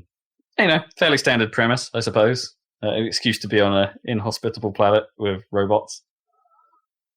So what kind of... Is it like a third-person game? Yeah, so it's third person. You sort of always, it's hard to describe, really. It is like if Metroid Prime was in third person. The control is fairly similar. You move around as you would like a platformer, I guess, like most of the time, with a double jump and a dash mechanic, and it's the traversal of the world is an important element to it. And then how you use your robot buddies to help with that then becomes elements, which does the Metroid-y thing of meaning you can now access different areas because you've got more skills to help you get to places, which is fine. Everything you'd expect. But the interesting part to me is when it goes combat, it uses a Metroid-style lock-on targeting. So you're not like playing it like a third-person shooter. You're holding a trigger to lock on to enemies, meaning your then primary focus is when to shoot, the affinity or color of your shots. To just do different damage. Terraria style. Well, or like the various beam forms in Metroid Prime. and also puts the emphasis on you having, not aiming your shots. You then have to worry about basically dodging the enemy's fire. So the whole thing ends up feeling very Metroidy, which I kind of dig. It's very clearly Armature sort of going back to having made. I think they made that PS Vita Batman game and some other bad things. This feels like them going, okay, let's sort of go with what we know, right? And it works. I really enjoy that side of this side of it. I think it's actually quite well executed. I think it's less well executed when you get enemies that are a bit more melee focused and like to charge you down, because then there's several of them surrounding you and it's a bit tricky to keep track of everything in that sort of 3D environment camera-fied sort of way. It can be a bit irritating like that. And also there seems to be a bit of the combat seems to focus a little bit on you picking a target and sticking with it until you kill it, because enemies seem to be able to heal themselves a little bit, so it doesn't really benefit you to be jumping between targets. Pick one and take that out first. So it's I think some of the melee stuff is a little bit off, but you don't really have a melee. You just have your gun and you shoot things, and your robot companion that can occasionally do some stuff as well to help you out. And I think it's actually quite well made. Like, that side of it is fun, and sounds pretty good. Yeah. So I guess. I'm not that far into it. I'm like 3 hours into it at the moment, and as I say, I'm digging all that stuff so far. It's got some like puzzle elements in the world, like where you have to go, like here's a door you have to get through, go find all the things in the environment to go open this door, yada yada yada. Somewhat standard stuff. But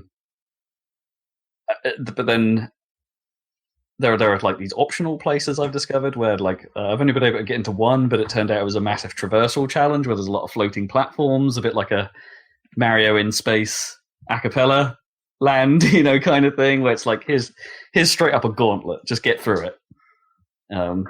Which has been kind of okay, although the targets for that challenge seem really, really hard if I want to unlock the other special stuff that it has.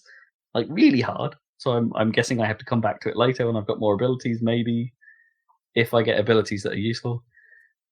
So it's got this side stuff going on as well, and it's got some like key doors, I suppose, which are like where the late game grind problems supposedly come from, where you have to have a certain number of these prismatic cores to get through doors, and it's basically forcing you to go do some of the side stuff to make sure you've got a certain level, you've hit a certain requirement to be like, okay, now you can go do this thing.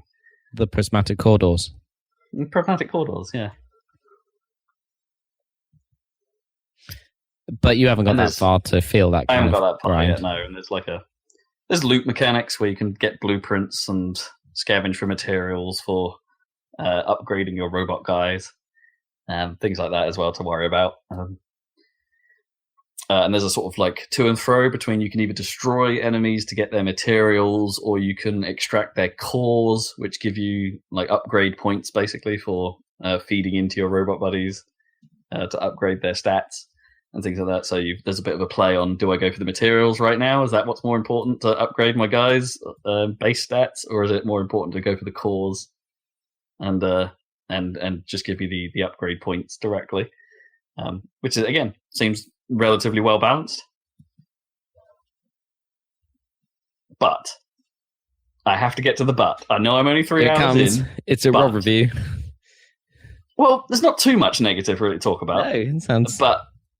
But there are some buts. One, it's technically, at least on the Xbox, doesn't hold up. Like, I think it's got an okay look to it, and the sense of style is kind of fun. But it has extraordinary loading times. They are quite lengthy as you're moving between areas. It does that thing where it's not like one big open world. It's got like several split out areas and mini dungeons and things. And going into a mini dungeon or fast traveling meets you with a lengthy loading pause. The frame rate is often very shonky. Like, it doesn't hold a solid 30. It is very frequently dipping below, which isn't too much of a problem in reality, but it's there. But most importantly are the game-breaking bugs, of which I've already seen 2. God damn it. Yeah. How bad so are it's they? still Well, game-breaking, so really bad. Well, game-breaking to the point where I've had to reload a save, that kind of thing. Not like buggy in the sense of, that's silly, or I've just walked through a wall I shouldn't have, that's fine. It's like, no, I've actually had to reload to deal with this problem that shouldn't have occurred. One of which being I managed to jump inside a crystal. Couldn't get out of it. I'm like, I shouldn't have been able to climb this thing, and then it just popped me inside it, and it's like, oh great, now I'm stuck. Brilliant. Reload the save. And the second one was a bit more frustrating because it was after a little bit of combat, and there's this one of the cell bots, which are the things you're supposed to take back to like things to help power them up so you can move forward in the environment. It just decided to stop following me. So I couldn't put it in. Oh yeah, so I couldn't put it in the thing to progress, and the room had closed itself off, so there was no way out of the room. I was stuck. Reload that save. And it's like they may sound like fairly minor things, but it's like if it's happened like twice already in the few hours that I've played it. Yeah, not that long. Yeah, and this doesn't bode all that well. It's not like I could even go back to the cell bot and be like, hey mate, I'm right here. You can start following me again now. The combat's over. It just sat there, just chilling.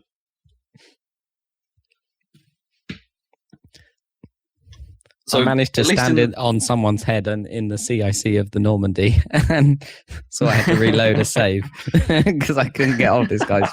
I don't know how. Anyway, yeah, it happens to the best guys, but maybe once every 40 hours, not. Yeah, not once per hour, which seems like the current rate. I would say some of the environment design doesn't always work out quite so well. Like one of the robot buddies you get, or the second robot buddy I've got, I haven't got the others yet. Is Seth the spider guy, who, if you remember from the trailers, he was the one that you could latch on to basically morph ball tracks, and it would take you through. You'd be able to traverse along that track, and then he throws you off at the end of the track, jumping into places you couldn't normally get to. But there are some of those. The very first time you use one of those, there's actually a relatively tricky set of them, like a set of jumps and chained together tracks that seem a bit like, oh right, you want me to do this relatively annoying sequence of jumps the first time I use this thing? Okay, all right, the first moment you're introduced to the thing. Yeah, pretty much. It's like that seems a little harsh. And one of the jumps is actually kind of awkward, and it's like because it's sort of off the top of this above where your normal vision is, I suppose, as you're jumping along. So the first time I did it, I totally didn't see where I had to go. And then it's like, oh, okay, right. So now if I come off this jump, I actually need to double jump out of it and dash towards it and then hope I'm in range to actually then attach the thing to it, which you just about are. And that took a few attempts to get right. And it's like, this is the first time I'm using this, guys. And you've made it tricky. It's like perhaps you've got a pacing problem here in terms of like a difficulty curve. Yeah, how you've laid out your environment, it doesn't quite work. And then there was a jump where I didn't know where to go, so I thought, I could jump on this giant structure in the middle of this place. And clearly, that was not where I was supposed to go because I just fell right through it and died. There was actually another spider route I could take, but it was just not quite obvious where it was. It took me a little looking around to actually see where I was supposed to go. Yeah, so this thing has flaws, but I like the cut of its jib. If you see what I mean, I like what it's. Yeah. I definitely like what it's trying to do. It's a bit hand of fatey, let's put it that way. I like what it's trying to do, but I'm a bit worried it's not going to stick the landing. Need a bit more play testing, a bit more care and attention. Yeah, so I'm going to keep going. I'd like it, that 3 hours I played, I've played in one sitting and enjoyed it. So, I've got the urge to keep going. It's fine. I want to figure out what this world is about. I want to figure out what's gone wrong. Except you might not. Except you might not, yeah. Which is the trouble, because I seem to remember that was something that the review said at the time. It's so unfinished that the story doesn't really do anything. It just sort of stops. Yeah, I do remember that as well. But it just kind of ends, is the worry. So again, maybe like Hand of Fate, this is another game that perhaps deserves a sequel. But give them the time to actually make it this time. Anyway, I'll carry on. And that's pretty much me. I just, want to talk about that because it's interesting. Yeah, it is interesting. Intriguing. There is something about this that I guess it's the modern equivalent of a B tier game, right? There's something intriguing about the game that is trying something interesting, even if it doesn't quite stick it. It's still interesting to work your way through.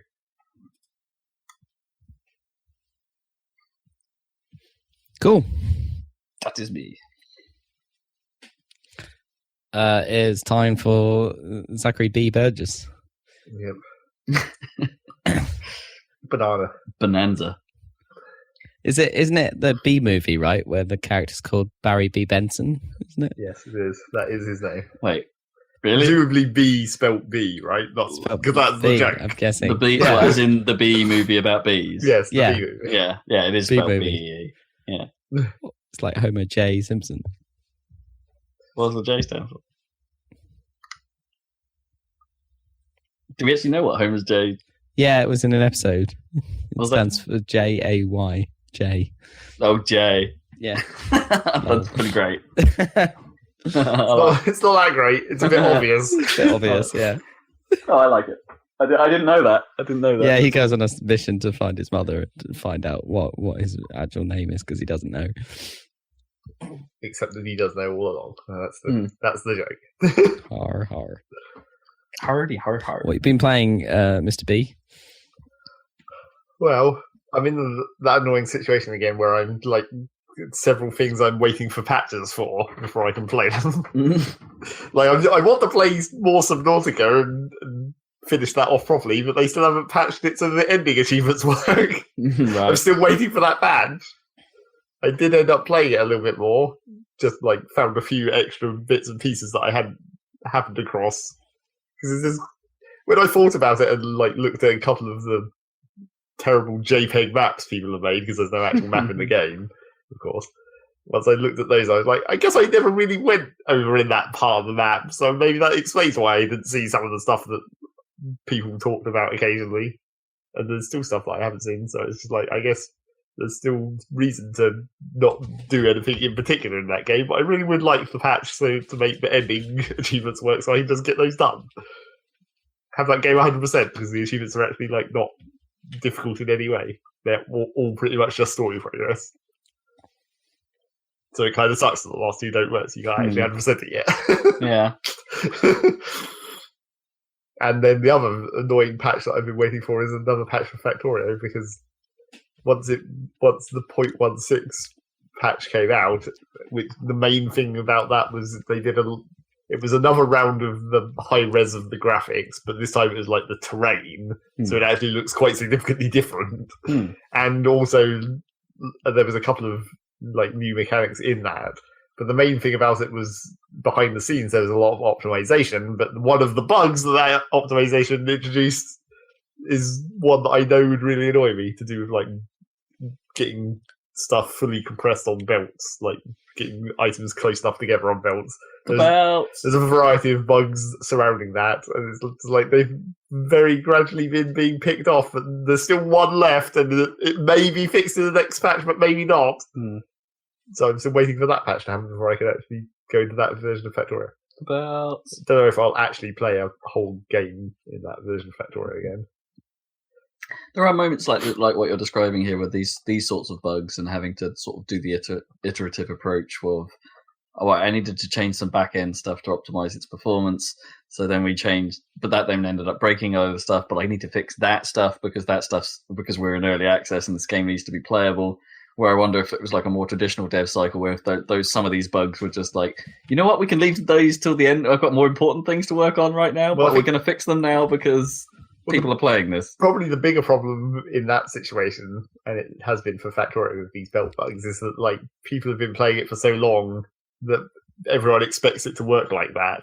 So as soon as it doesn't work like that, it's like, well, you have to make it work like that again. You can't just have this become the new normal. Yeah, I mean, that is even if it's not technically a bug, maybe. Yeah, you can't leave that like that because it's not how it used to work. I mean, I think we've talked about this before, but this is where I do start to have a bit of a problem with early access. It's like it's not on the community to define how the game should play; it's on the dev because it's early access. It's that like, has been the discussion. Yeah. But the thing about the fact this specific thing about belt compression in Factorio is like the way it used to work was the way you'd expect it to work in sort of the vague video game logic of physics. It's like the whole idea of the main one that was bugging me, which apparently has been fixed now, but there's like a sub bug that still hasn't been fixed, which will also annoy me. Is like if you've got a conveyor belt that's going along, and then you make a T-junction where another belt runs onto it. The way it used to work is it would just shove the items onto the belt and it would fill it up, which makes sense, kinda. I mean, it's still a distraction because the objects are sitting perfectly on this belt, and it's not because in real life, if you have like side loading onto a belt, it's just like you've got these weird shover like angled bits of metal that rearrange stuff to make it actually work in real life, in real physics. But it made sense for a Factorio perspective, where it's just like if you're putting stuff sideways onto another belt, it would just fill it up until its maximum capacity. The objects would go in there as fast as they could, and that made sense. But then when they patched it and that stopped working, it was like you can't. It doesn't make sense from like a vague real world sense, as well as how it used to work in the game sense. And it's the same thing about some of the other stuff that they've recently been fixing, like weird underground belt things that people were using that was sort of exploits, but it's just like we could fix it to remove the exploit, but then everyone who used the exploit before would be annoyed. So we have to come to some kind of compromise between this mechanic that should work easily but didn't, but then the way people solved it was an exploit, but we fixed the exploit. So yeah, that's the annoying thing about letting people play too. And there's a whole other situation to do with like the fluid wagon for transporting fluids on trains.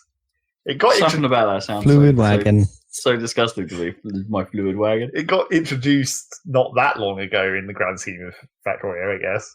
So it was a fairly new thing because you used to put like oil and stuff into barrels and then put barrels in a regular normal cargo train because the barrels were like an item, so you could just put them in the regular item slots like you would a chest or whatever. But then they introduced the actual fluid wagon where you just pump the fluids into it and it transports it like you would expect a real fluid wagon to. But then, so the weird thing about that was it had a feature where a real fluid wagon. You're a real fluid wagon. Yeah. It had a feature where it was a thing that was like a weird, like, well, it had a feature where you could click on the fluid wagon and it looked visually like it was made of 3 tanks, basically, like the tanks that you place separately as a building. It looked like it was basically 3 of those welded together, which makes sense from the Factorio, like, you're making this shit out of, welding bits of metal together however you can, essentially. That sort of made sense that you make a fluid train by just jamming 3 storage tanks onto a wagon. So that made sense visually. But then it also had a feature where you could click on that and you could separate them, so you could store like 3 different things on the same train. But it was like toggleable, so you could have one whole train of one thing, or you could have like 2/3 of one thing and 1/3 of the other, or you could separate all 3. And it was like that was a random extra feature that was introduced. But then in the recent patches, they took that out, and one of the devs was like, we should never have implemented that feature because we weren't sure that we wanted it. And it was, but because this is early access and this is essentially testing, right? They put it in without being 100% certain that they wanted it to be there. And then they were like, see what the reaction was. I guess. Well, not really to see what the reaction was. It was more like they just weren't sure. Well, or they just uploaded the patch and were just like, I guess that's work for the day or something. I guess it just got in there without maybe being fully discussed between all the team members or whatever. Oh, I see what you mean. Right, someone just checked it in. Yeah, Yeah. And then when they took that out, of course, everyone was super. Well, not everyone. A lot of people were super pissed, and it was just like, you're removing this feature. But then the devs were like, we weren't 100% sure this was ever going to be a feature. So, and it's not technically necessary, and not many people actually used it or whatever. Right. Yeah. So it's like, that's the trouble with early access changing of mechanics. Yeah, you got to cut. I mean, that's the thing. Yeah, a normal dev cycle. Got to cut features at some point. Yeah. Yeah, but when it's in the open and users are expecting it now, it's kind of annoying. Just become difficult. And it was one of those things where it was like, was it really necessary to cut that? Because he did say where it's like, was it working well enough before? Yeah. Was there any particular reason not to keep it? Yeah. Okay. It's just added complexity, isn't it? Yeah. I mean, the thing that the dev said was like, it would be another bit of GUI we'd have to rewrite in the future when we do that. Exactly. Just another little bit of extra work on top of everything else that we do. And because not many people were using it, it's just like, you might as well remove that to save some work. How big's the Factorio team then? I know they're full time on this. Yeah, they are. I mean, I don't know how many actually it is, but it sounds like it can't be many small. Given the speed. 10-ish. Yeah.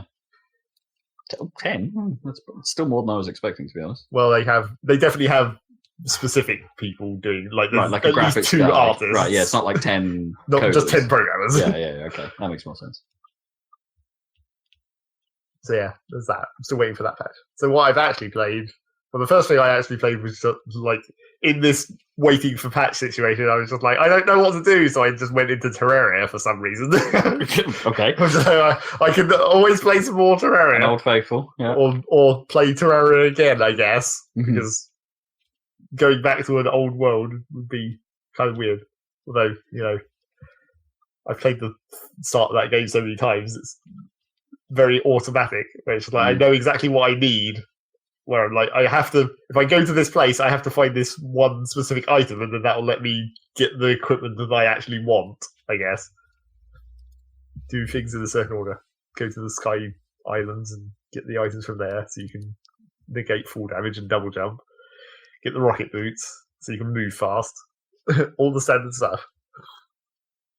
And then I because the other reason I guess I went into Terraria was because I was briefly looking at achievements on my Steam, and I was looking at Terraria's achievements because there was quite a few that I hadn't got, and I didn't remember why.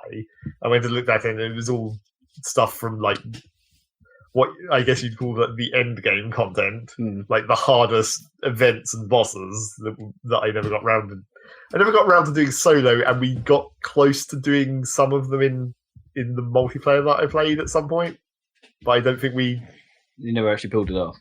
Well, the thing about it was that there seemed to be more achievements there than I remember that we were missing. Right. Like, I thought we were only missing like 2, but there's like 17 achievements or something. Right, like maybe they added something. Yeah, I think there was at least one thing that definitely got added since that time when I played multiplayer. But yeah, so I was looking at that and I was like, oh, maybe I can go back and get some of these achievements. But of course, you can't really unless just doing it solo would be a lot harder, because that was maybe why we got as many of those achievements as we did, because having multiple people does actually definitely help when you're fighting the ridiculous end game stuff in Factorio.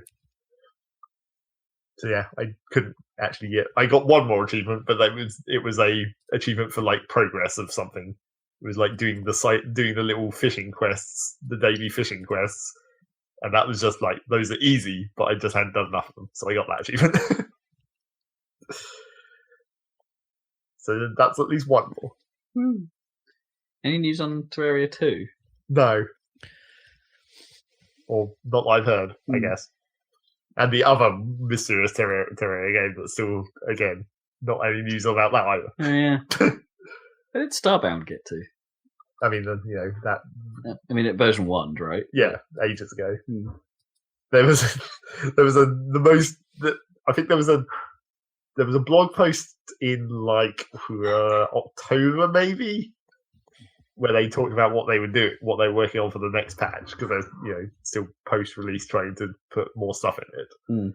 So they had that post in October, and then apparently it wasn't mentioned anywhere on the official site, but according to what people were reading on various Twitters, the community, all the Twitters, the community manager who regularly made those blog posts left the team. So that would explain why there weren't any more blog posts, right? Until like the start of February, where one of the other devs was like, "Oh, I made a blog post about what we're working on," and then he said the classic thing of like, "It's been a little while since the last blog post." It's like, yeah, it's been like 4 months. Because I think I've talked about it before on the podcast, nearer to release of Starbound, how there was that whole situation where they're like, we're going to update this blog every 2 weeks or every week or whatever. They never did. They could never manage it. But also, it doesn't seem like much progress has been made in those last 4 months. So I don't know. Starbound is in that situation where they never seem to succeed in their goal of putting stuff in it fast enough to make it real post-release support. Right, yeah. Like, especially for that kind of game where the content is randomly generated, but once you've seen it once, you've seen it. Still not quite enough depth to keep the RNG that interesting. Yeah, not enough the mechanics, essentially. Yeah, the constraints of the RNG are just, or the procedural generation are just not as interesting as you need them. No, and like No Man's Sky, not quite that bad. And there wasn't really any point to building stuff, I guess. Even once they tried to introduce town systems like how Terraria has, I suppose. That was the other thing that I did when I played Terraria, where it's just like, I'm not even going to bother to try and build a fancy town. It's just going to be a big screen full of perfectly symmetrical and similar rooms, with just a square wooden box with a table and a chair in it, because that's all NPCs need. Not going to do any design work. It's just a hole. I hope that's what you called it. Welcome to the hole. The only thing that you kind of do need to do to some extent in Terraria when you're thinking about design is the boss arena. You want a nice place to fight bosses, particularly because there's certain like items that you can put in a boss arena to actually make it more functional. Like this first one you get right at the start is you have a campfire and it gives you health regeneration near the campfire. So it's like, obviously you put a campfire in the middle of your boss arena, but then there's other ones where it's like you can get a heart lantern that also gives you health regeneration, but it stacks with the campfire, so you want that as well. And then there's like the mana regeneration one, and then as you kill enemies, every 50th of one type of enemy you kill, you get a banner that gives you a buff against that specific enemy. So once you've done certain events a couple of times, you get those banners and you put those up in your fighting arena. And then, like, you want from the bosses, you want like platforms that you can stand on but aren't solid, so you can shoot down and up, and jump up and down to evade. Jump through them, yeah. So that's the main bit of design of a Terraria. I didn't bother at all with the town. It was just like only the boss arena matters. Yeah, actually, I didn't know that was a thing. I thought you sort of found the bosses in the map, or some of them you do. Or some you didn't have to goad them into your arena. Or no, yeah. So, I mean, some of them just won't leave what area they spawn in. So you do kind of have to. Sometimes you have to construct an arena in that specific area, just depending on how difficult it is to manage the specific bosses. Build while he's hanging about? No, or like prep the area because you know where you're going to be fighting. The early example is the corruption, where you have to fight the boss of the corruption in the corruption. But since the corruption is formed of these like giant crevices that go straight down, you just slap some platforms in that, and it essentially becomes a vertical boss arena, which is good enough to fight that early game boss. But later, when you get into the hard mode bosses, those are where you might have to actually build very specific arenas. Mainly, there's the big boss of the jungle. Only will fight you in the jungle, so you pretty much have to hollow out an arena in the jungle to fight that in. That's interesting. I didn't know about that. That's kind of neat that it's basically Terraria using its building mechanics as part of its gameplay, rather than just being like something you can do. Yeah. It's all tied together. Yeah, that's neat. Because I'd forgotten one of the reasons why my boss arena in this playthrough sucked, or not playthrough, game sucked, was like I'd forgotten about how you can have if you find a statue, a heart statue, and you wire it up to a timer switch that just pulses every second or whatever, the heart statue actually generates health pickups. So you can implement that into your boss arena as well to basically have like a health station that you can just like run past occasionally to get health back. Yeah, that's neat. And there's various other like, it's weird how there's various ones of those statues that are active statues essentially, where if you wire them up, they do things when you trigger them. There's ones that teleport NPCs around, or ones that just like create enemies. Although, unfortunately, it's weird because you can create enemies, and initially I was like, oh, so, farming, obviously. Farm enemies. But, like, enemies that are spawned from the statues don't drop money, but they will still drop items that they're meant to drop. So there was a situation where I knew I needed this one specific item, and I couldn't remember where it came from, so I was just like, fuck, I'll just look at the wiki. And it was like, oh, it drops off piranhas. And I could have gone all the way to the jungle and just killed piranhas there, because they spawn all the time. But I was like, oh, I've got a piranha statue. So I'll just link the piranha statue up to the timer switch and just have piranhas just spawn right in front of me, and then I'll just kill them. And that actually works, because even though they don't drop the money, they do still drop the items. So that's always convenient. There's a reason to loot those seemingly pointless statues. Or some of them, anyway. Some of them are still pointless. Although, unfortunately, it doesn't work for like fishing bait, because I got a worm statue, and I was like, worms are one of the best like natural baits that you can get for the fishing. And I was like, oh, this worm statue is apparently active. Like, if I attach it to the wire, I can spawn worms. But you can't. If you try and catch those worms with your bug net, they just disappear. It's like they fall to that one. They decide not to make that too easy. Does it have like an ecosystem where you can get enemies to fight other enemies? Could you like use a statue in your boss arena to spawn stuff that the boss is going to get hurt by? I don't think there is any enemies that target other enemies that I can think of. So probably not. And the NPCs, since one of the later patches, can actually fight, but not enough to survive for any period of time. They'll just die. And then respawn eventually. And there was another thing that I'd never seen before, because it must have happened in a patch that I'd never seen, but I don't remember ever reading it in patch notes, because I had paid attention to patch notes more or less, because I still had it installed. So every time it updated, I was like, oh, what's going on in Terraria? But at some point they did a crossover with Dungeon Defenders 2.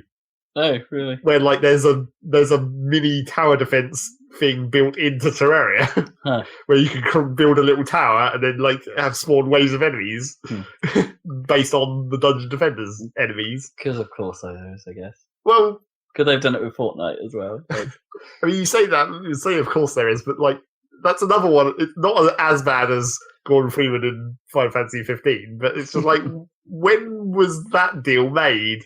Because like Dungeon Defenders 2 was not that big ever, I guess. And then Terraria was already ancient by that point. It's like, I thought they were roughly the same time period, but no. I mean, maybe Dungeon Defenders 1. Yeah. Maybe that's why. Maybe they knew each other from back then or something. It was just like, oh, we'll just throw this random crossover in for no apparent reason. Just shove it in with one of your regular patches. For corrections too.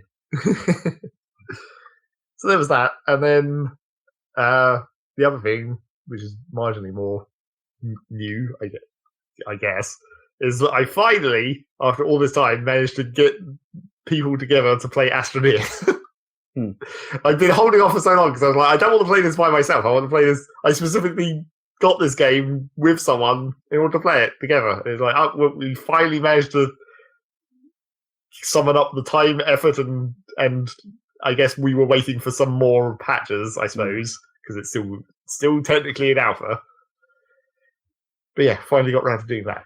And it seems like the most recent patches have made it more functional, like mechanically, but maybe not more content. It's like they reworked the base building system to make it more, well, I guess more mechanical. Because the way you used to do it is basically you had your central building in your base, and you just like click on it, and it would extend a little pipe, and then you like put resources on the end, and that would turn into a platform, and then you just build whatever building you were building on that platform. But that was as much control as you got. So like you could demolish the platforms, you couldn't really control what direction the buildings were facing or anything like that. Whereas now they've made it so that platforms are just like an object that you can pick up and put down wherever, and then like they lock in place when you plug in the power line. Okay, right. So you can actually rotate them and rearrange them and build various things on them, and it's a little more flexible in theory. Yeah, and the power network has some slight more mechanics, like you can make a special kind of cable that's directional, so you can prioritize which buildings take power first if you build your power station, and then the highest priority building, and then the rest or whatever, by using the directional power cables, that kind of stuff.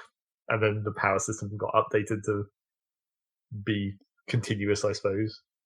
Like buildings will run at a slow speed if there's not enough power. Right. But then if you get enough power, they just run at whatever maximum speed. So yeah, we ran around in that and dug up resources and found mysterious things to research, which is the main mechanic, I guess.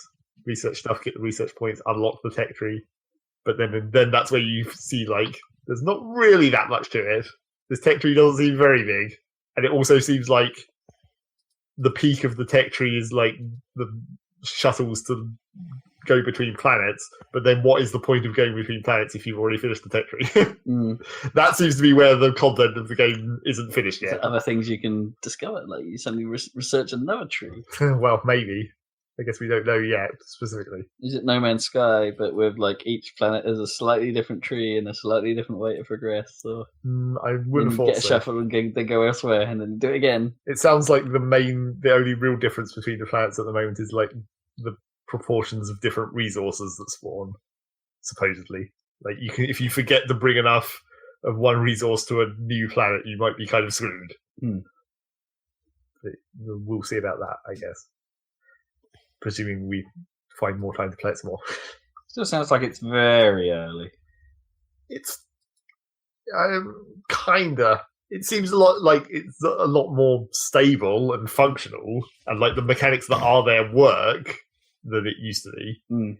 But yeah, content maybe is the problem. So they've tightened up their core mechanics, but they need to. Now it's time to expand again. Yeah, it seems like it probably. Although what they'll actually do will be what is going to be the goals. I mean, that's the problem with a lot of these games, though, right? Like, what do you do with it? Kind of, but yeah, I don't know. It's the way the tech tree is now, where it does just seem to end before you even had a reason to go to the other planets. That's obviously got to change. But then, what do you? You're going to have to just come up with like new resources that only appear on the other planets, and then those create something new. Probably, yeah. That would be the only logical way to progress that. But then, a reason to create some kind of like, oh no, our home base is still here, but we're having to do shuttle runs to get this resource and bring it back. Mining runs. Yeah. Yeah, we don't know what's going to happen with that. But yeah, it seems decent enough. And it works surprisingly well. It actually works in ways that I thought were kind of impressive, but like aren't actually that impressive, where when you're in multiplayer, it actually renders the other person's cursor in real time. Like when they're digging, you can actually see their actual whole dig icon like you'd have, but it follows their movement. Oh, interesting. It's like, that's almost impressive. So they're trying to make the UI in world so like other players. Well, yeah, and that's the other thing that is weird, because the whole UI, like when you look at your backpack or the research screen, it like opens up on your screen, but it actually in the other players they can see it hovering in front of you. Like it actually physically does that. That's cool. Except not really, because it's still not, because it's a third-person camera, so that's not actually where it is from your perspective. I see what you mean, but that's still cool. I still like that they're trying to. It's a bit like the Dead Space thing, right? Where every bit of UI in that game was supposed to actually be physically projected by something in the world. Yeah.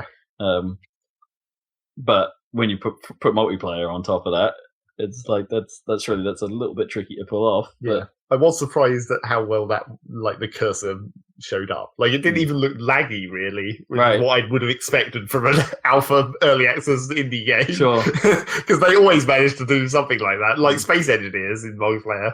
Goddamn terrible lag problems. That's had quite a significant update recently as well, but I don't even have that installed at the moment. It's mainly a graphical update, though, supposedly. They're making their lighting engine all fancy, which is kind of nice for a space game, because lighting in space is always cool. Lots of shadows. Yeah, harsh shadows, flashing lights, disco party. Hell yeah. Space Rave. Yep, Space Rave. So yeah, that's Astroneer for now, I suppose. Astroneer. Astrofar. Astra in between. Astro wherever. I very nearly got lost, as usual. Because it has the classic problem of the planet is a small sphere, and it has beacons that are meant to show you, meant to mark locations, but the beacons project a line straight up from the planet's surface. But because the surface is curved so much, you could actually drive not very far away, and the line points so far away over the horizon that you can't see it any longer. Right, yeah. It's like, didn't quite think that through, I guess. They're quite short-range beacons. Fun on the Astro Barn. And I also accidentally just sent a thruster into space. Right. Because I found this random thruster, and I was like, this doesn't even seem to make sense from the tech tree, because by the looks of the tech tree, you just build a whole shuttle and it just appears as one piece. So it's like, what the fuck is this thruster for? So I just brought it back to base. I was like, well, I guess we'll just hang on to this in case we need it later. And then turned it on and it just went. Well, no, but like, it has...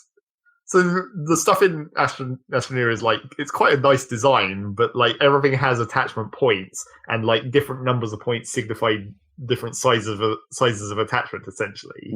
So like a lot of stuff has 2 attachment points, so it'll only fit on the medium-sized slots or whatever, and that sort of defines how you build things. So the thruster had 2 slots. So like, okay, this only fits on the medium thing. So the first thing we tried, for some reason, was fitting it on the crane on the back of our rover, because the crane has a 2-slot attachment point where you'd normally put the drill. And we were like, surely, if for some reason you can build the drill separately, there must be something else that can go on this crane. Right, yeah. So let's just attach the thruster to it and see if we can like burn the terrain with the thruster for no reason. But that didn't actually do anything. So we're like, okay, well, that doesn't work. But were we really expecting that to work? No, not really. But then once we also, I mean, the other reason we tried that was because we just got rocket fuel. And we're like, so maybe we can use this crane to send the rocket fuel through the crane into the thruster, and then it will turn on. But it didn't.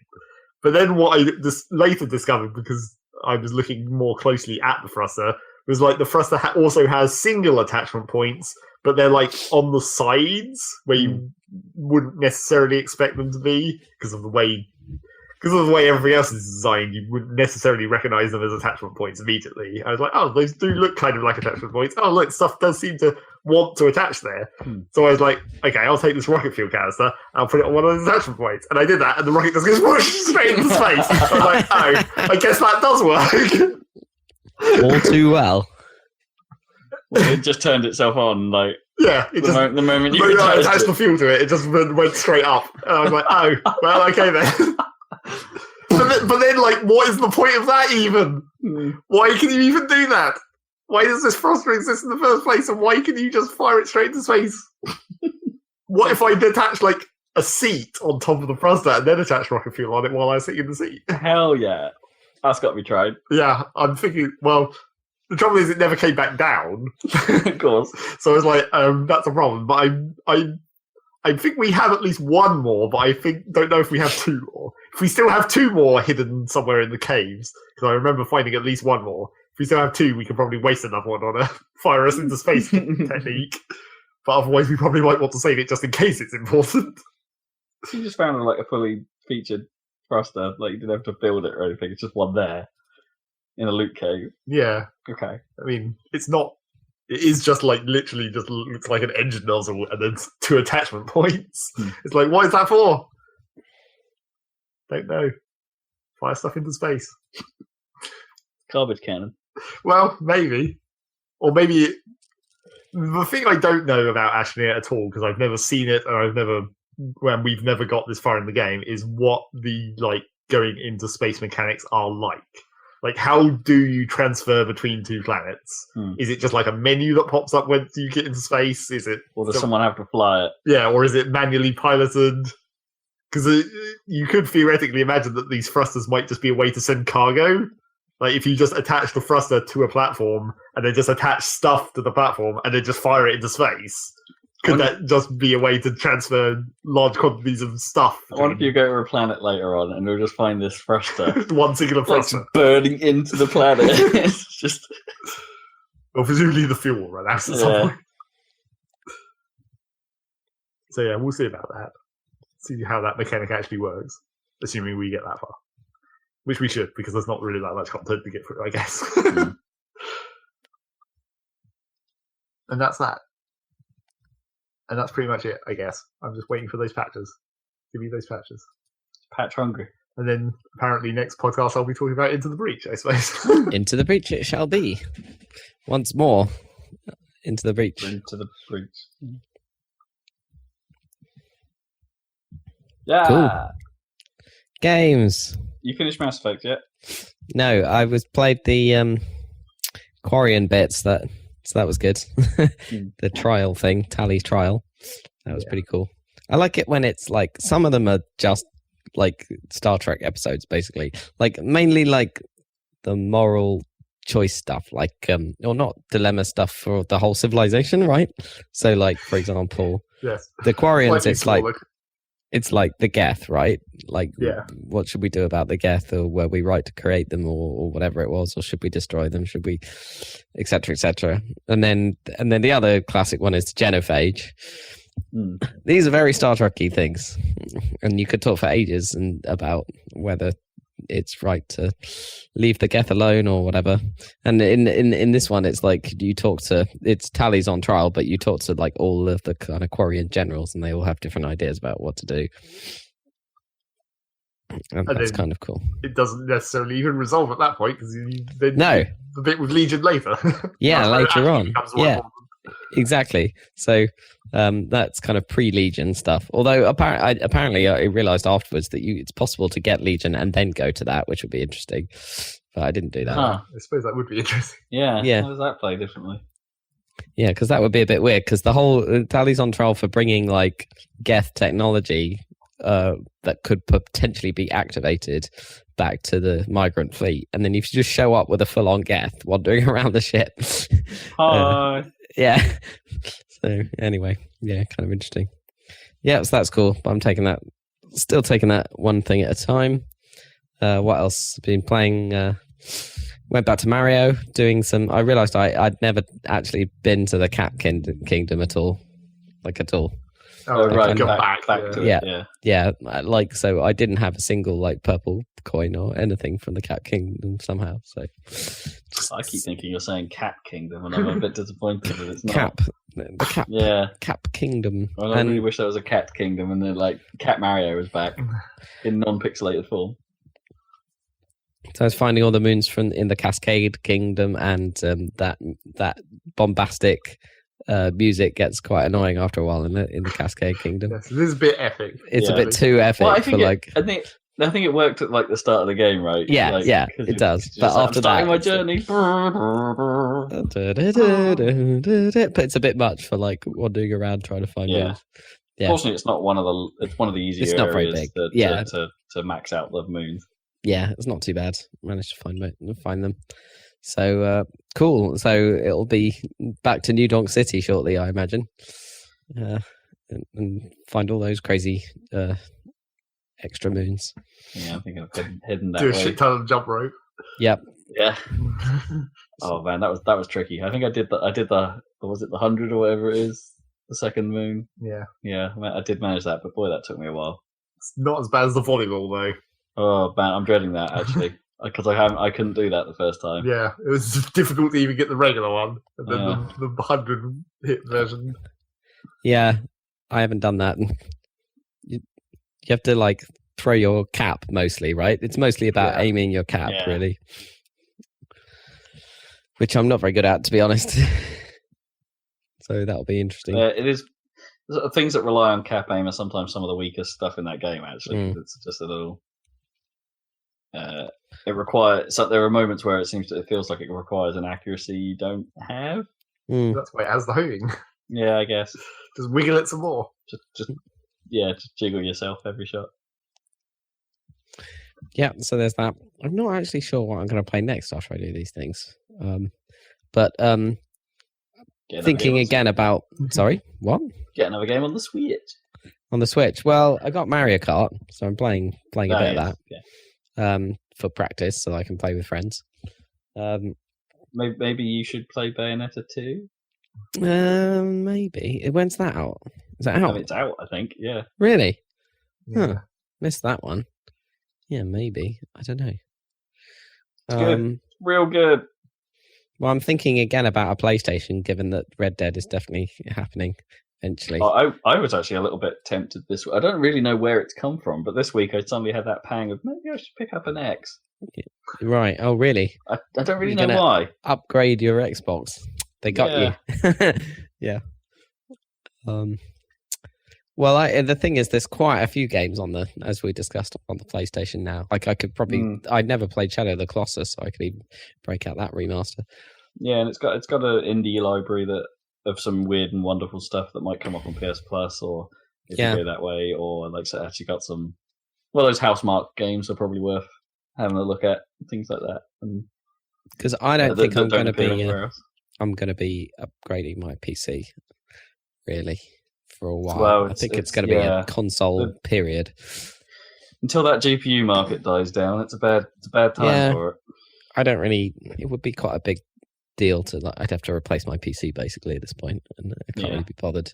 So I think it's going to be console time for a while, and it's been good. I mean, last year, it was all. And this so far has been all Switch funness. So I'll just potentially keep it rolling with a PlayStation, and I can easily get enough games to go up to Red Dead, and then just carry on from there. So yeah, I think that's the current plan. But who knows when? Still going to carry on with this stuff for the time being. What's the next big thing to come out though? What comes out before Red Dead that I need to play? That you need to play. That's a difficult question.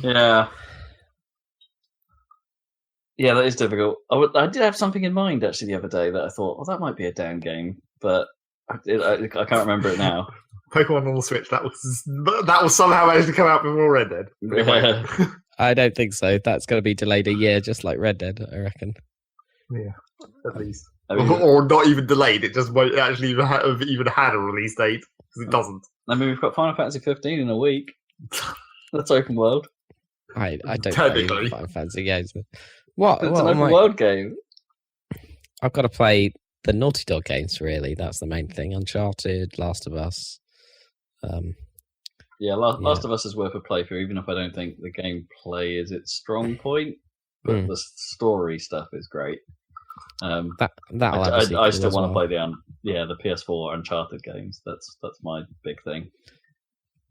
And then there's Shadow of the Colossus remake, looks pretty good. And Horizon. Yeah, Horizon.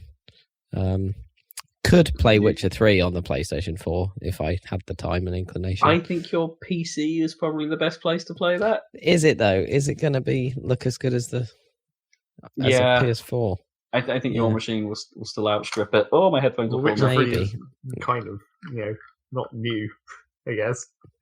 No, that's true. I think it's on the edge of what my PC and graphics card is gonna like, especially given I've got quite a high res monitor. I do actually have a copy of it hanging around in my Steam inventory if you want it. Yeah. Oh, when did you get that? Did you not? Oh, probably I got it for you. Can't remember. Oh, did you? No, no. Maybe. I can't remember. But yeah, I think I got it one Steam sale thinking I'd gift it to someone, and I wasn't sure if anyone would actually want it. I wouldn't have got you anything that wasn't on your I'm not sure wish list. Well, Zach, exactly, but it is still on my wish list. That's the thing. Even though it's in my inventory. Zach, I wasn't sure if it's that. Honestly, I had that technical question. Well, my machine wouldn't be able to handle that one. Would it run it at all? Dan, I think you could run it, but I just wasn't sure if it I'm just not. It's maybe it's something about its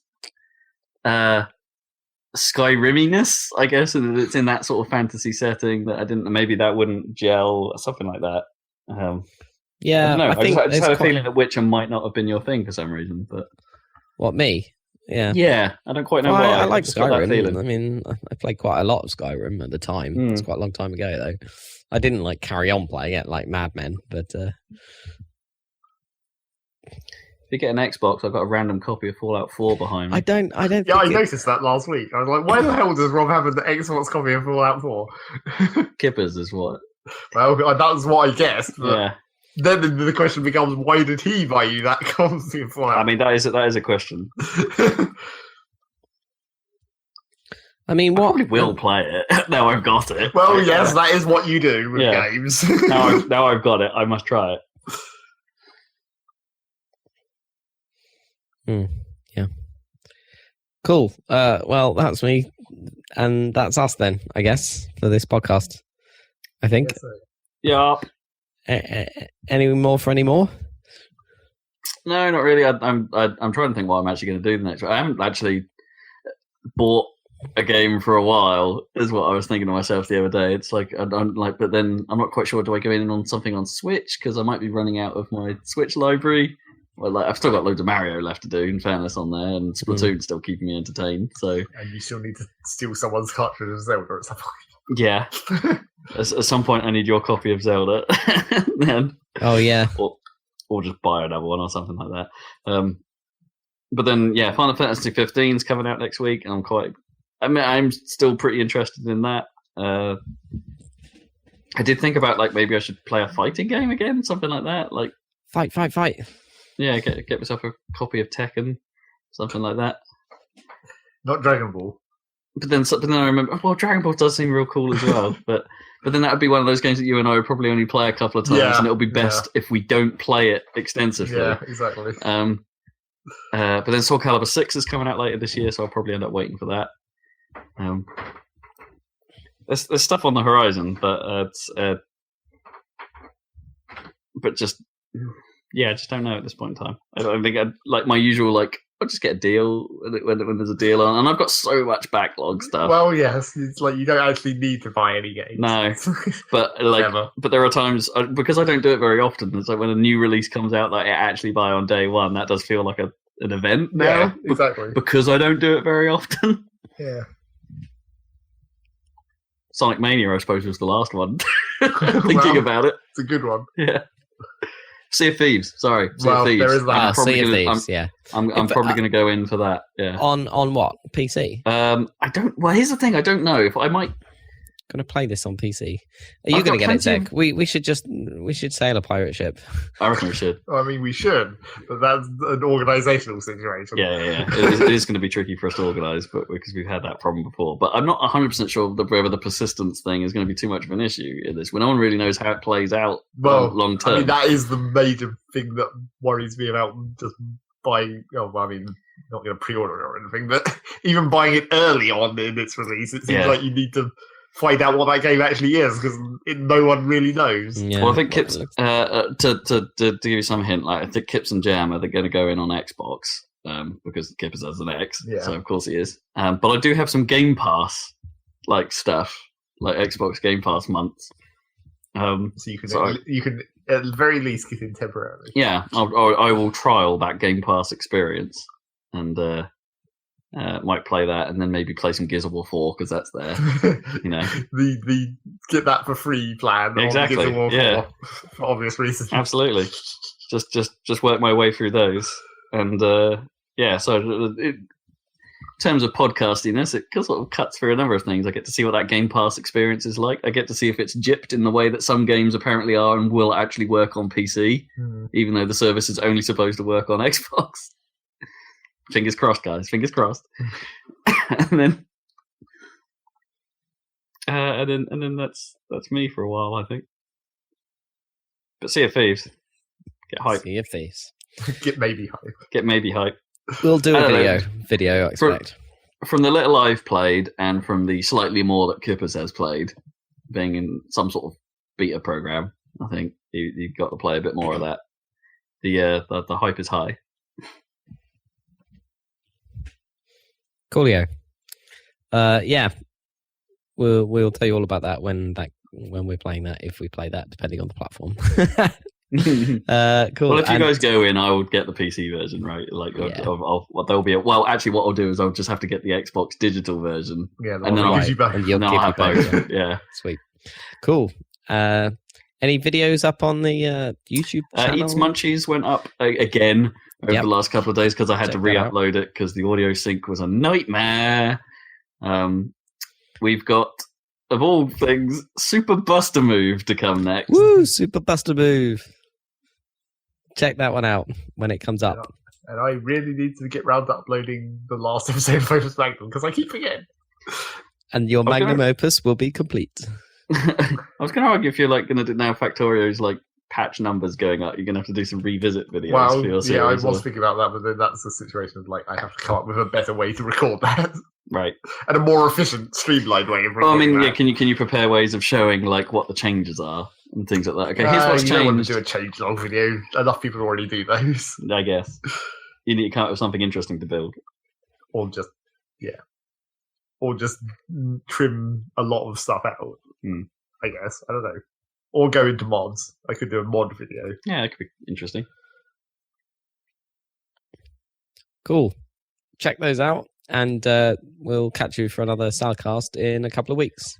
Oh God, new theme tune needs to be done soon. Yeah, I was thinking about that this week. Oh gosh. Whereas Rob's the one who actually needs to think about that. I've got some ideas. I've got some, and I do actually have something in the pipeline. I've started work on something, but I don't know if I'll keep it. It could be real bad. That's all I'm saying. It could be really, really bad.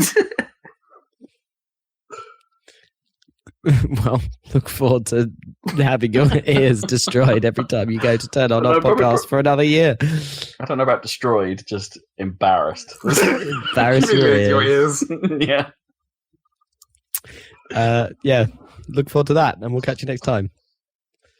Bye.